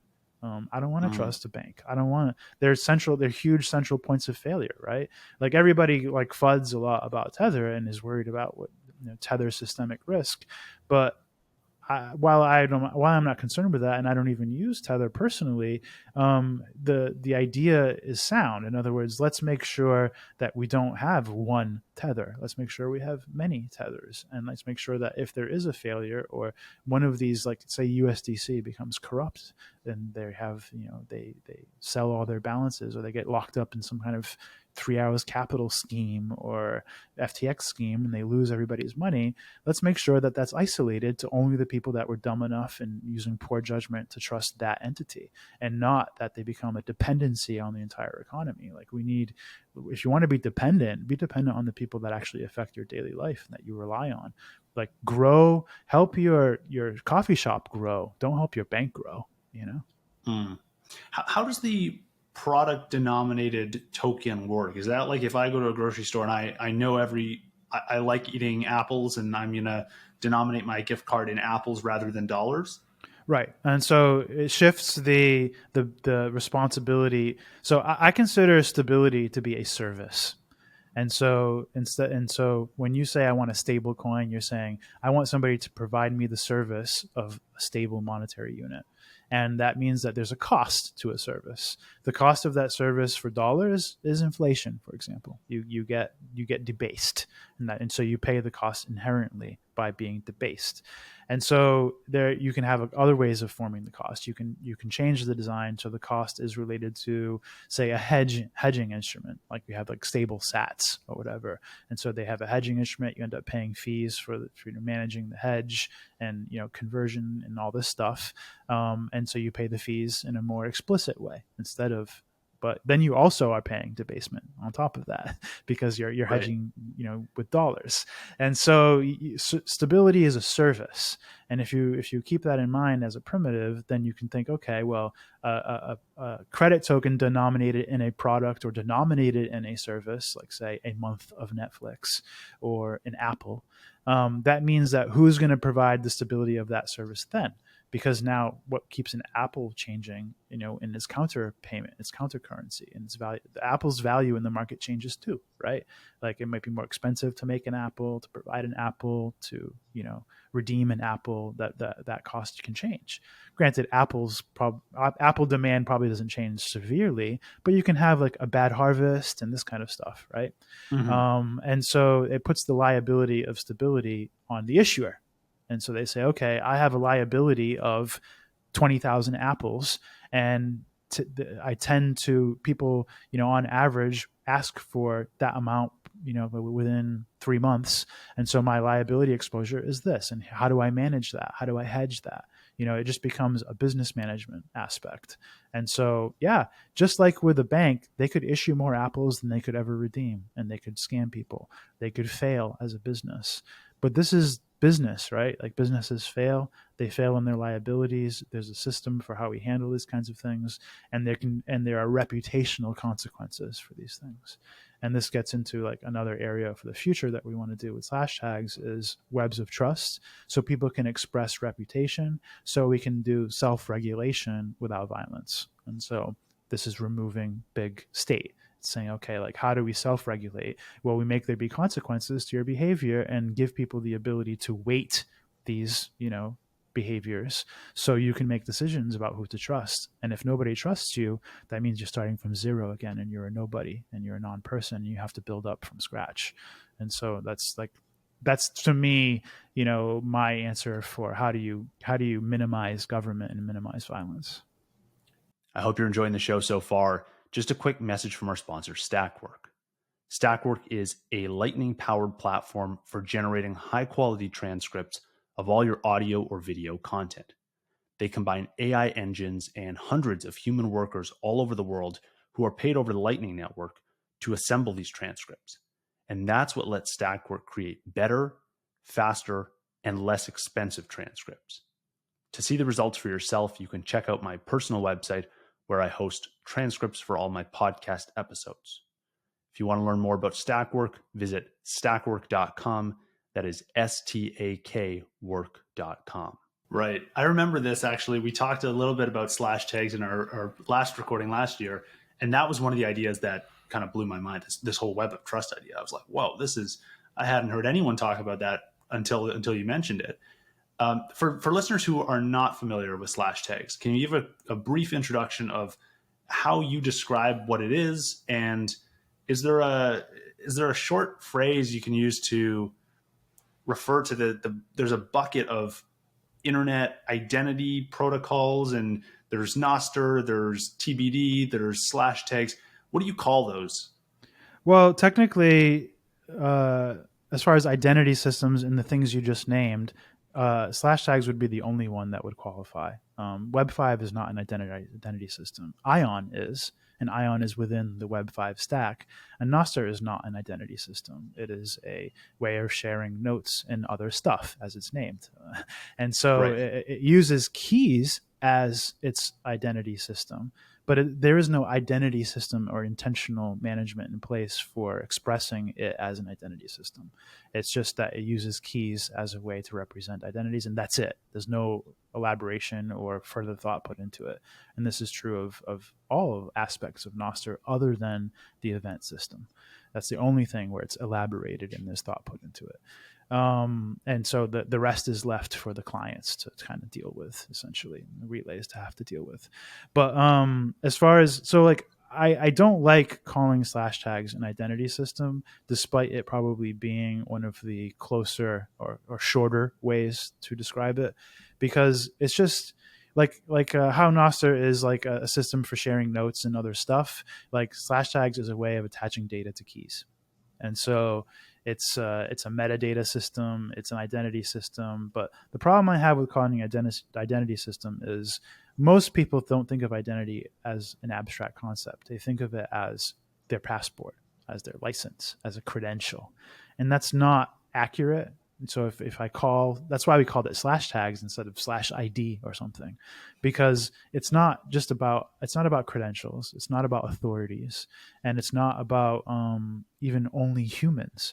It's about digital representation. It's about saying, how do I know what this thing is in this digital space, and how do I attach data to it so I remember what it is, and so I know how to interact with it.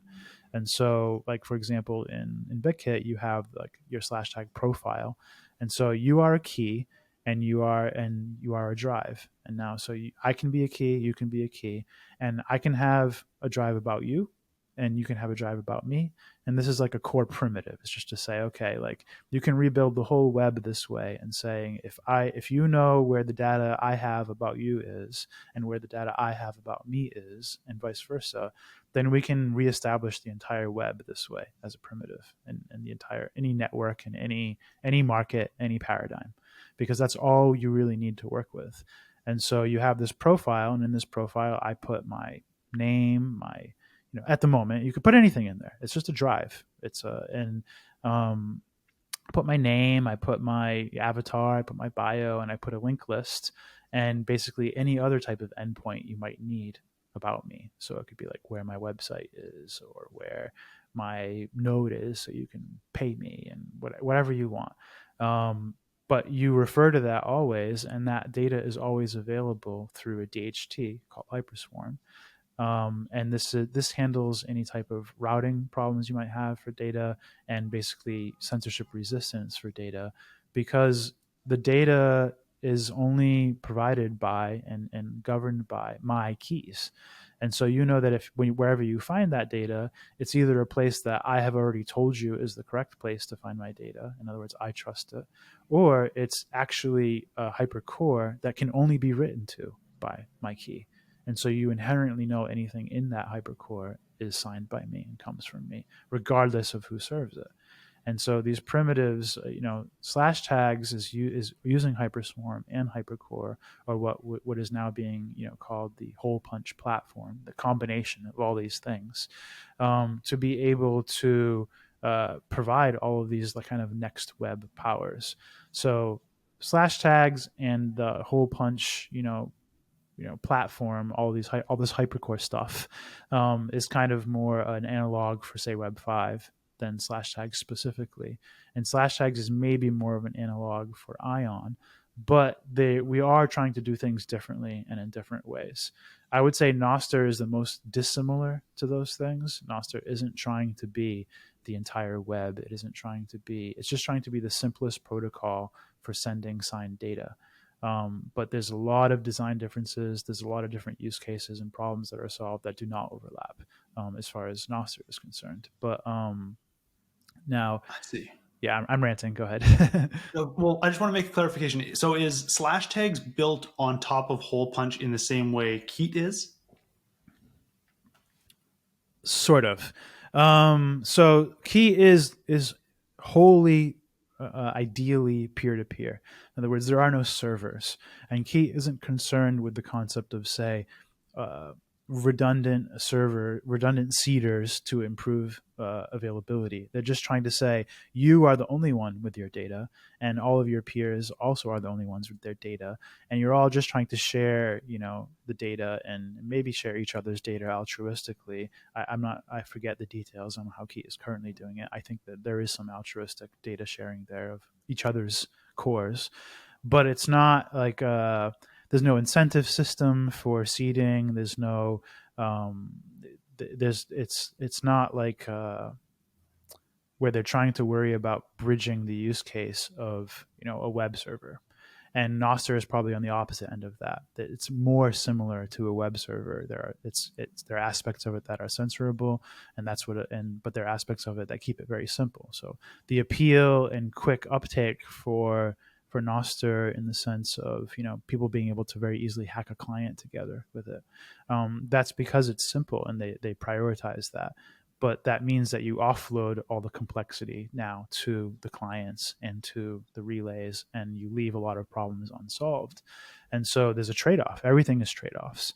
And so where Slashtags sits is we're trying to say we're also, in a way, a platform for hypercore, but we are trying to focus on it from the identity perspective in the abstract, and eventually, like you started this conversation, webs of trust, but also in seeing how we can provide scale within these systems in a, I guess, trust minimized way. So, like, for example, in Bitkit, we currently, for free and maybe forever for free, we seed copies of all of our users' hypercores to make them more available. Because on mobile, when you close your app, you're not on the network anymore. It closes. You can't have a server on your phone that is always available. And so if you want to, like, find my profile, and it's even though it but you don't need it to come from me.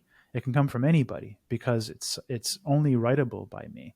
And I don't need to sign every single update to that profile and every single piece of data like I might have to do with Nostr, like having to sign every single message, because everything in the core is inherently signed because it's only writable by me in a Merkleized tree. And so we think that the synonym /tag seeder is a way of showing that you can add some scale and some of data availability by using the same primitives that Keat uses. And so while there aren't a bunch of users seeding each other's cores and being strictly peer-to-peer, and we are adding a server to the mix, it is not a trusted server. It is just, a dumb, extra data source. And you don't have to trust it because you know all the data in it. You can prove that it came from the source. I see. Okay, so maybe then Nostr, we leave that aside for now, and let's talk about what TBD is building and what you're building. Both are kind of trying to rebuild the internet. Is that roughly correct? The web, I would say. The The web. the Okay. internet is a different layer, but yeah. Okay, so you're trying to rebuild the web here, and you had written this post yesterday to there was a Stacker News post made. I think it was by Don. He said that he was talking about the interoperability between various identity protocols and internet protocols, and you came in and mentioned that right now a lot of it is it's a very competitive environment between some of these protocols. Why is that the case for this set of protocols, whereas it's not necessarily, it doesn't seem to be the case for things like Lightning implementations? They don't seem to be super competitive. Maybe they are. Maybe I don't have that right, but it's at least on the surface. It seems like you specifically mentioned that this is an abnormally competitive Yeah. set. So I would say the abnormally competitive part is maybe more related to the current trend. In other words, you just had you have Jack, who Jack Dorsey, that was saying that he thought that Web 5 was his best contribution to internet freedom or something like this. You know what I mean? A year ago, he was saying this when he was announcing TBD, or when they were showing their first deck about their designs and intents and vision. That's what he was saying. And then, a month ago or whatever, you have him saying similar stuff about Nostr and how it feels like the early days of Twitter. And then you have, Elon Musk, creating some Streisand effect by, for some reason, adding Nostr to a ban list. And it's not even a website, right? It's a protocol. And so it's like, all of a sudden there's this FOMO now because, these are Dan and with Ion and for has been part of this area of technology research for like 10 years or something. And so when he sees his money source and his daddy promoting a competitor, he's obviously not going to be very happy about that. And when we see a lot of Bitcoiners taking interest in a solution for a problem that we're working really hard to solve in a holistic way, we also gets our attention. And so the it being more competitive than other things is maybe temporary, but I think it will escalate. I think it will continue to escalate. I think that this is a hot area, and I wouldn't be working on it if I didn't think that. And so I think this will become more like these challenges and these designs and these protocols will become more and more interesting, not less interesting, and thus more competitive. Why it's competitive. Actually, I want to address what you mentioned about Lightning. I think I have witnessed that it's the same way. In other words, people have a misconception because they haven't actually been part of it, in my opinion, and because people tend to be really nice, the people that are part of it. But nice brings passive aggression, and my experience, my observation with watching Lightning Protocol development, Bolt development, spec development, um, adding features or advancing the technology of Lightning. Same thing with Bitcoin Core, FOSS technology in general. I think it's actually highly competitive, and people do have their whole own incentive systems for why they do it, whether they're getting paid to, whether they want to be seen as geniuses, whether they want to write papers and get academic, notoriety or win a Nobel Prize, whatever their reasons are. They have reasons. They aren't just sitting there trying to benevolently help people. They have personal interests, and they are very competitive and defensive of these interests. And you can see this very often with Lightning Network. So I would say it is competitive. It's maybe just not as easy to see from the outside and not as hot because of the recent, pumping by Jack and Elon, but it's the same in the end. And so as far as why it's competitive in the web area, it's a pretty good question. I like, as crazy as it sounds, my personal interest is actually in helping the most amount of people, and particularly helping in a way that's complementary to Bitcoin's success. So basically, I want to make sure Bitcoin is successful by making sure we can also have a web format that is appropriate to the same values: self-sovereignty, owning your own data, owning your own assets, being uncensorable.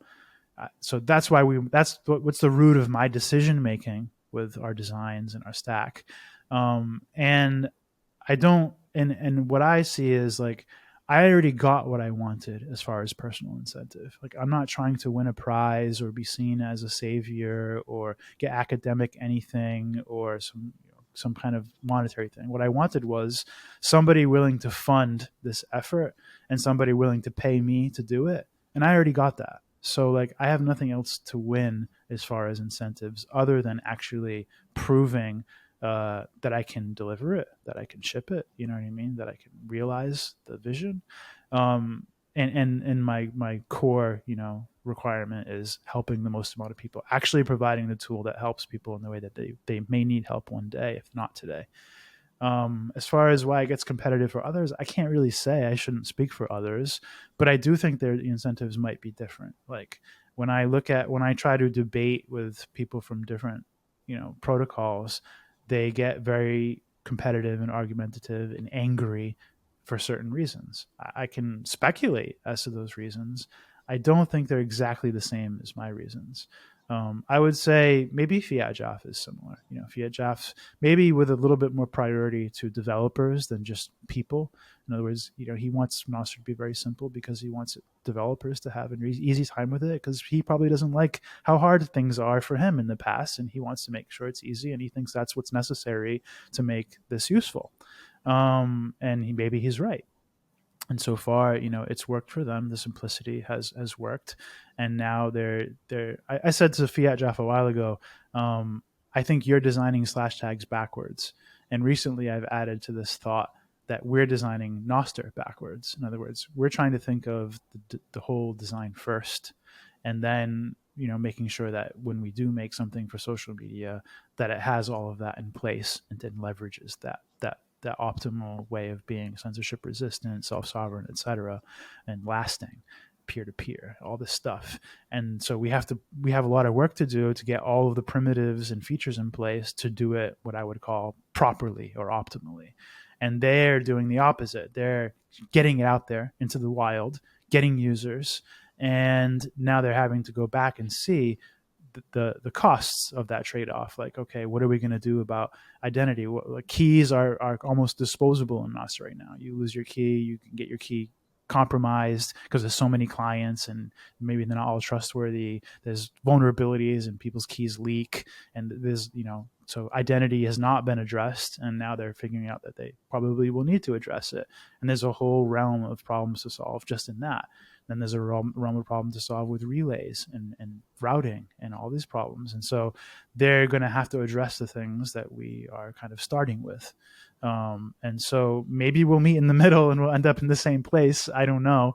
But that's, a bit of a rant on all this. And as far as Web 5 goes, maybe people will not like me saying this, and I'm sure that Web 5 won't like me saying this, but I do think there's a bit of ego there. I think you can't have a debate with Dan from Ion, or formerly from Ion and now from TBD, without him credentialing himself and mentioning his veteran involvement and him insulting you and him trying to take you down on a ad hominem level, and be wildly surprised when you don't see something his way or know something that he thinks everybody should know that's a specific nuance of his tech. Like, there's ego there, and that concerns me. I think it's hard to be altruistic and benevolent when ego is an incentive. But I'm also being very judgmental right now, so people will probably hold that against me. But yeah, that's my Is there a rant. world in which multiple of these protocols succeed and like succeed at a real scale? Like, can Nostr and Slashtags both win big? Can TBD and Slashtags both win big? Yeah, I guess that gets back to answering your original question, or at least addressing the post. That was the topic of the post, was interoperability and multiple protocols. And your specific question of whether two could exist. Well, do more than two exist now? No, can two win? Like, can two Well, like? but in other words, I'm getting to the process of answering your question, which is, Oh, okay. are there two successful protocols for social media, for decentralized web, for identity, for there's many, right? There's email, there's phones, SMS, two-factor, there's keys that you can use for accounts. Granted, I wouldn't call that a winner or very popular. There's Matrix, there's Mastodon. So it really depends on how you measure success in one hand, and what you want to compare. And so, yes, is my answer. I think, of course, there can be multiple that succeed, and I think that how each defines success is probably different as well. I wouldn't define success as a million garage developers making a million clients. That's not success to me. That's not interesting for me. I don't think it's worthless, but it's very interesting for Nostr, right? And so we may measure success differently. And so that's one aspect. But let's just assume all of the nuance aside, that yes, now all of a sudden you have Ion and Slashtags are very popular. Do I think that's possible? Yeah, I do think it's possible. And I think that if I'm right, that it's a problem that will need to be addressed somehow. And I think that's what that Stacker News post was getting at, is, we've had a lot of questions even before the recent Nostr bump about interoperability, and even from our investor. One of our investors is like, how can we make sure this is as interoperable as possible? And I'm like, we have to talk about what interoperability means. Like, what interoperability means doesn't mean that we use the same, even if we all use DID as a format, even if we all use Lightning as a format, even the Lightning protocol can't figure out perfect interoperability. You can't just like take your channels from one implementation and then reload them in another implementation. Like you can't. The interoperability is strictly limited to routing and a few other things. Like there's not this grand ideal of interoperability in Lightning protocol. You can't even reinstantiate a node from your own backup for your own implementation. It's still risky.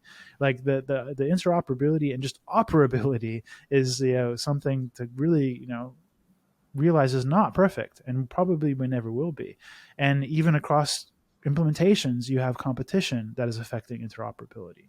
So, for example, like Lightning Labs isn't all that interested in supporting Bolt 12, but now LDK is, and so the rules that they've all made for themselves that if two people implement something, that it can be a Bolt, and so now Lightning Labs is starting to realize they have to capitulate, but they're saying things like we'll at least support the minimal whatever. Like I don't know what that means, but my guess is like they'll make sure that you can parse a Bolt 12 invoice, but it might not necessarily support all of the features of Bolt 12. And so your interoperability isn't going to be complete there either.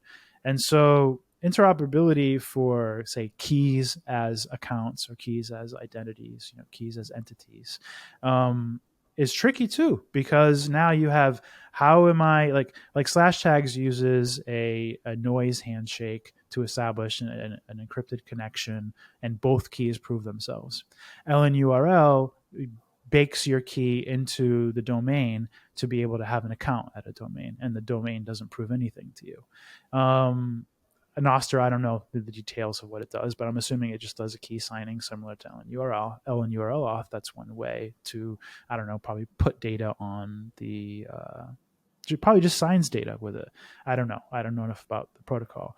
And then Web 5 uses Ion, which has Bitcoin as a dependency, which has all this decentralized web node and all this other stuff of the Web 5 stack. And they use DIDs as a format. Slashtags doesn't use DIDs as a format. Slashtags puts the data in. You find the data through the DHT on the Hyperswarm, and that data could be any form. It could be in a hypercore, it could be on a server, it could be however you want. And so Slashtags is much more abstracted. So if anything, I would say Slashtags is set up the best to be able to wrap other identity systems, but even that probably wouldn't be enough to say that it's interoperable. And interoperability, it's this idea of having to alias keys or convert resolve keys across systems is an interesting problem area to me.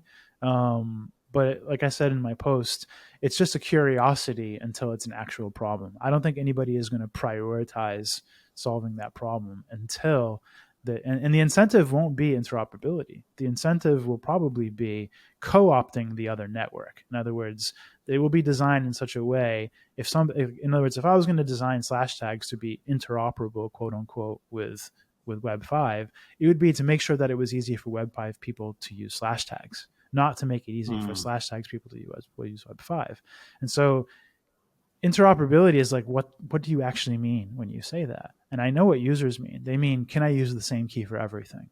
The answer is no, not really. You're going to have to make all this weird, conversion and key management tech to make that possible. And there's going to be all kinds of trade-offs if you do that.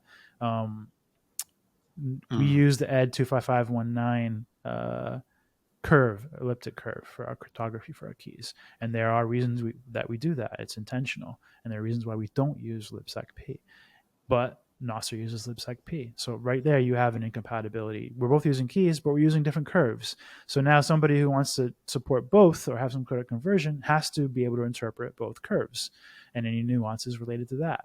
Then you have nuances on top of like what languages you use, what actual formats you support. So for example, with Slashtags, everything is in JavaScript, Node.js, etc. So people who don't like those or use those languages, now is that interoperable? What if they want it in Rust? And now there's so much complexity and things you have to talk about when you're being realistic about interoperability, that you realize, we go back to where I started, that interoperability is just a red herring and really just means everybody using the same thing. Yeah, it's such a fascinating topic, though, to think about how these protocols may be changing the web. It's something that I think has caught a lot of people's attention. It's on top of mind for a lot of people. I've noticed myself. I had a YouTube video that I did with William Kasserin at Damas, and when the whole Jack Nostr thing took off, that video just got thousands of views overnight, and I was like, what's happening here? This is it's a fever, a frenzy for this new, what is the new internet going to look like? I think a lot of people are starting to ask that question. And I guess my question to you is, what does the opportunity look like for you and TBD and Nostr when you think about how you could play a role in redefining the web? What what's the addressable market there? How much can you capture a lot of value? Surely you can create value for users. Can you capture value in the same way that Facebook or Google have been able to capture value? Uh, can we? Probably. Will we? I'm not sure. Will we try? Probably. Do I care? Is that a priority? No. I have absolutely no requirement or interest to make profit with Synonym. I have strategies for how to do it, and the reason isn't because I want to get rich or because our investors told us we had to. Those aren't the reasons. The reasons are that, and if you're going to claim to make an ecosystem where you are replacing big tech, big banks, and the big state, that ecosystem certainly has to have incentives in place. It certainly has to be an economy, and people have to make money. So Mm-hmm. if we're going to provide reference, applications for this minimum ecosystem, I also consider it an obligation to provide reference business models for this ecosystem. And thus that makes sure we design the ecosystem properly, because somebody's got to get paid to do everything to make this possible, right? And so Yes. so the examples would be like, all right, if it's a Bitcoin dependent system, people need a way to get Bitcoin, right? Not just earn it, but they need a way to just buy it. They need a way to convert it. And so exchanges have to be somewhere in this equation. And so, like you mentioned earlier, like to buy Bitcoin or to deposit on LN markets, these kinds of things are actual use cases. And so that could be a monetization model for us, selling Bitcoin to people. Blocktank, selling channels, selling liquidity to people, provide, offloading services is another business model, managing liquidity, managing routing, connectivity, etc. And then finally, if we're doing the web, well, what is the core primitive of making money in the web? It's providing both scale for compute and storage, right? And so so we need to make sure we demonstrate that there are ways to make money doing that. And we've already got like the most simple primitive of that in place, which is we are seeding data for Bitkit users so they're more highly available than they would be if we didn't. And we do that for free. But that is a primitive that should be part of, if the network becomes large, where anybody should be able to pay anybody and be paid by anybody in order to seed their data. And eventually this could graduate into also worrying about compute, but this gets more into servers again. And so it's like that's why we're not addressing it at the moment. It's the lowest priority, and we're not even sure that it needs a specific design so much as, Twitter at scale from the decentralized web might look a lot like Twitter looks right now, except you're not locked in. In other words, like in order to be able to have a user experience where you are able to quickly access millions of people's data feeds and render them quickly and have them all be current and interact with it, can probably only be done on a central server. But you can at least have the primitives be that it's made out of, provable data structures, portable identities, portable contact lists, or portable, followers, so where you're never locked in to that server. And so the incentives might shift to where you have to pay to have Twitter seed your feed, or you may have to view ads like you still do today to get that experience for free. But at least you're not locked in, and at least you only share data willingly. You know what I mean? You still own your data. You still decide who to share your data with from the root of when you create it locally. So it's a local first design. But yeah, I'm not trying to become a millionaire and exploit the market to capitalize in the addressable market. I'm just sincerely trying to figure out what is the most useful thing and the most lasting thing in the context of Bitcoiners, and this hyper Bitcoinized future that we imagine. What is an actual practical mental model and design for shipping that? Yeah, it's fascinating. It's this. There's so much happening in the Bitcoin ecosystem, in the web ecosystem, Lightning. It's really hard to grasp it all, but I appreciate you taking the time today to go through it with me. Um, Before we finish, I want to do a quick run through some rapid fire questions. We got the lightning round. I know we're running out of time. Uh, First question: is there any book that has meaningfully changed your view of the world? No, I'll give you a more. I don't read books anymore, so that's. I mean, I'm more likely to write one than to read one. Let's put it that way. So no, I probably answered this question last time or in other podcasts. My answer would be the only good Bitcoin book is Crypto Economics. Fair enough.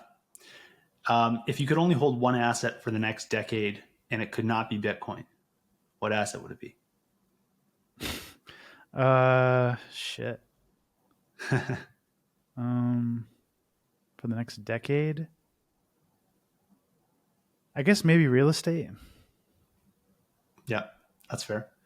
Um, have you changed your mind on anything as it pertains to Bitcoin or Lightning in the last year? Yes. Maybe it took more than a year, but there was a transition to where when I first got into Lightning, Lightning Labs and the culture of Lightning developers was it's still reckless. In other words, it's dangerous, it's early, be careful. And when I came onto the scene, I was like, no, be reckless. It's ready. Use it now. Like what is everybody? There's nothing to wait for. Just fucking make a Lightning wallet. Just fucking get a Lightning channel. Just fucking adopt Lightning at your merchant. Go. That was my attitude. That has inversed. I now that I've been deep into implementing Lightning, having products with Lightning, interacting with Lightning stakeholders, I'm kind of where they started, and I'm just like, oh man, Lightning is complicated. Lightning sucks. Lightning is a mess.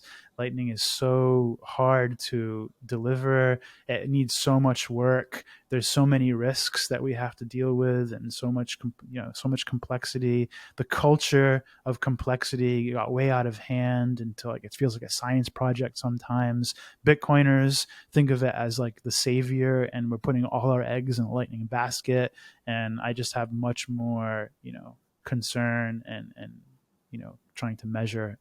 And similarly with Bitcoin, I used to, well, I don't think I'm stupid, but I used to think Bitcoiners were smarter than other people, and that we were, culturally had some similarities that drew us to Bitcoin that made us different, and those similarities were uh, optimal, better. This isn't a short answer, is it? For the lightning round, that we were just smarter than other people, or more aware, or more woke in the good sense than other people. And lately, I feel like we've fallen on that. Bitcoiners are kind of depressing me lately. They're very allergic to critical thought, and especially when it's pointed at anything to do with Bitcoin. And they're very incapable of nuance, and they just become memes of themselves. And it just feels like the culture is starting to become what shitcoiners hate in the bad way. And at Mm. first it was like, yeah, I'm a toxic maximalist. Like, and we're going to take the word back, like, yes, I mean, none of us actually thought we were toxic, and we just like we were trying to like make fun of it.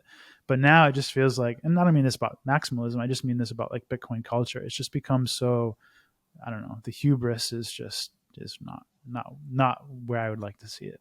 And So here's my the next question nuance, then for you. etc.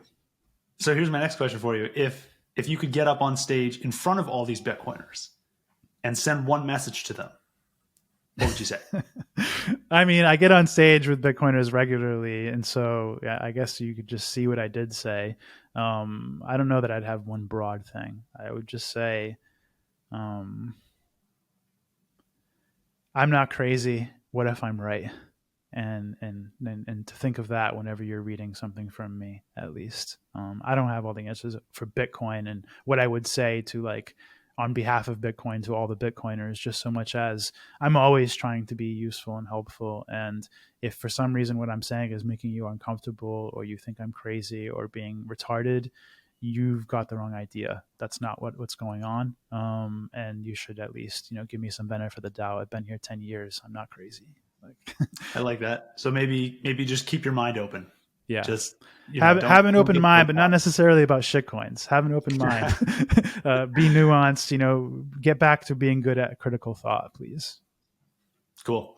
All right. Last one. Who's one person in the Bitcoin or Lightning ecosystem that you want to give a shout out to for doing great work?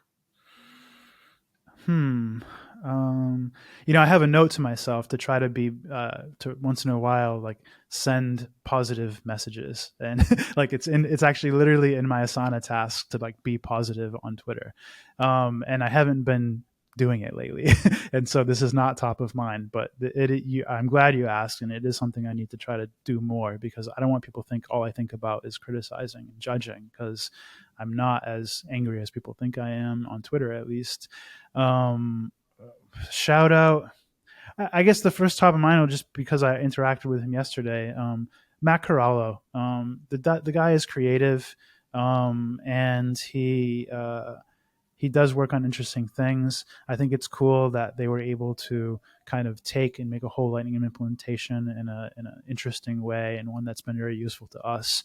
The whole team for LDK has been very responsive and getting us helping us to get it working with Bitkit, and having us in their calls. And so I would say, he's pretty creative, and even though some people may not agree with some of his political or cultural, stuff, that's the kind of thing that Bitcoiners need to be good at, is, separating, when I ask Matt Corallo a Lightning question, he's going to give a useful answer. You want to ask about some cultural thing or whatever, or shit coins, I don't know, but we're not, Bitcoiners aren't experts at everything, and nor should we be held to that standard. So I'll give a shout out to Matt Corallo and the Spiral team working on LDK. I'm sure there's somebody else I should be mentioning, and I hope I'm not snubbing someone that I interacted with recently. You just caught me off guard. No, I like it. That's a great answer. And thank you again for taking the time for this conversation. I thoroughly enjoyed it. Where can people go to learn more about you and Synonym? So we've got a website for everything that ends in .to, .to. So we have synonym.to if you want the overview for the whole company, blocktank.to if you want just all stuff about Blocktank, slashtags.to if you want to learn all about Slashtags, and there's also like a playground there where you can interact and test Slashtags, and all of our code for everything is open source. And then bitkit.to if you want to look at the features of the app, download the beta, and test it with us. You can also find us on Discord. You can find us on Telegram.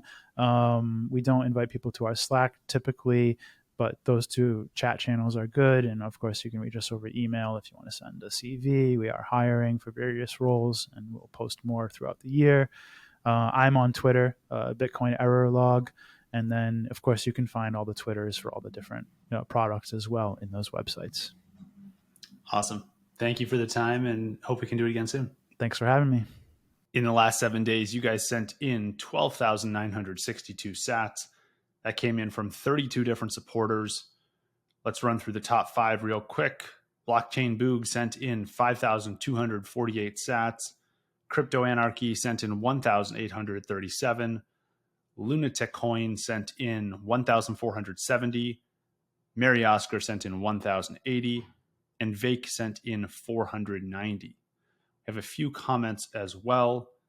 We had from episode 91, this is the last episode, Tony Fontana sent in 400 sats and said, nice interview. Blockchain Boog sent in 10,000 sats on that same episode, that's episode 91 with Calais, and said, great pod. A few things. I doubled my boost because I saw that almost half goes to open sats. That's correct. Every episode, what I do is I give the guest the ability to send half wherever they want. So Calais chose open sats. Some guests choose to have the sats themselves. Some guests choose other charities and places to donate the sats to. But anyways, Blockchain Boog says, I doubled my boost because I saw almost half goes to OpenSats. Amazing. And second, I tried LN bits many times, but using it behind Tor is a bummer. Having to do all this complex tunneling sucks. Number 3, I hope Stacker News can implement an eCash mint to protect privacy. It's an interesting idea. I haven't heard that one before. Thank you, Blockchain Boog, for the comment and for the 10,000 sats, half of which was sent to OpenSats. That's all we had for the last couple of days. I published episode 91 just 2 days ago. So thank you guys for sending in these comments and can't wait to see what you guys send in this week.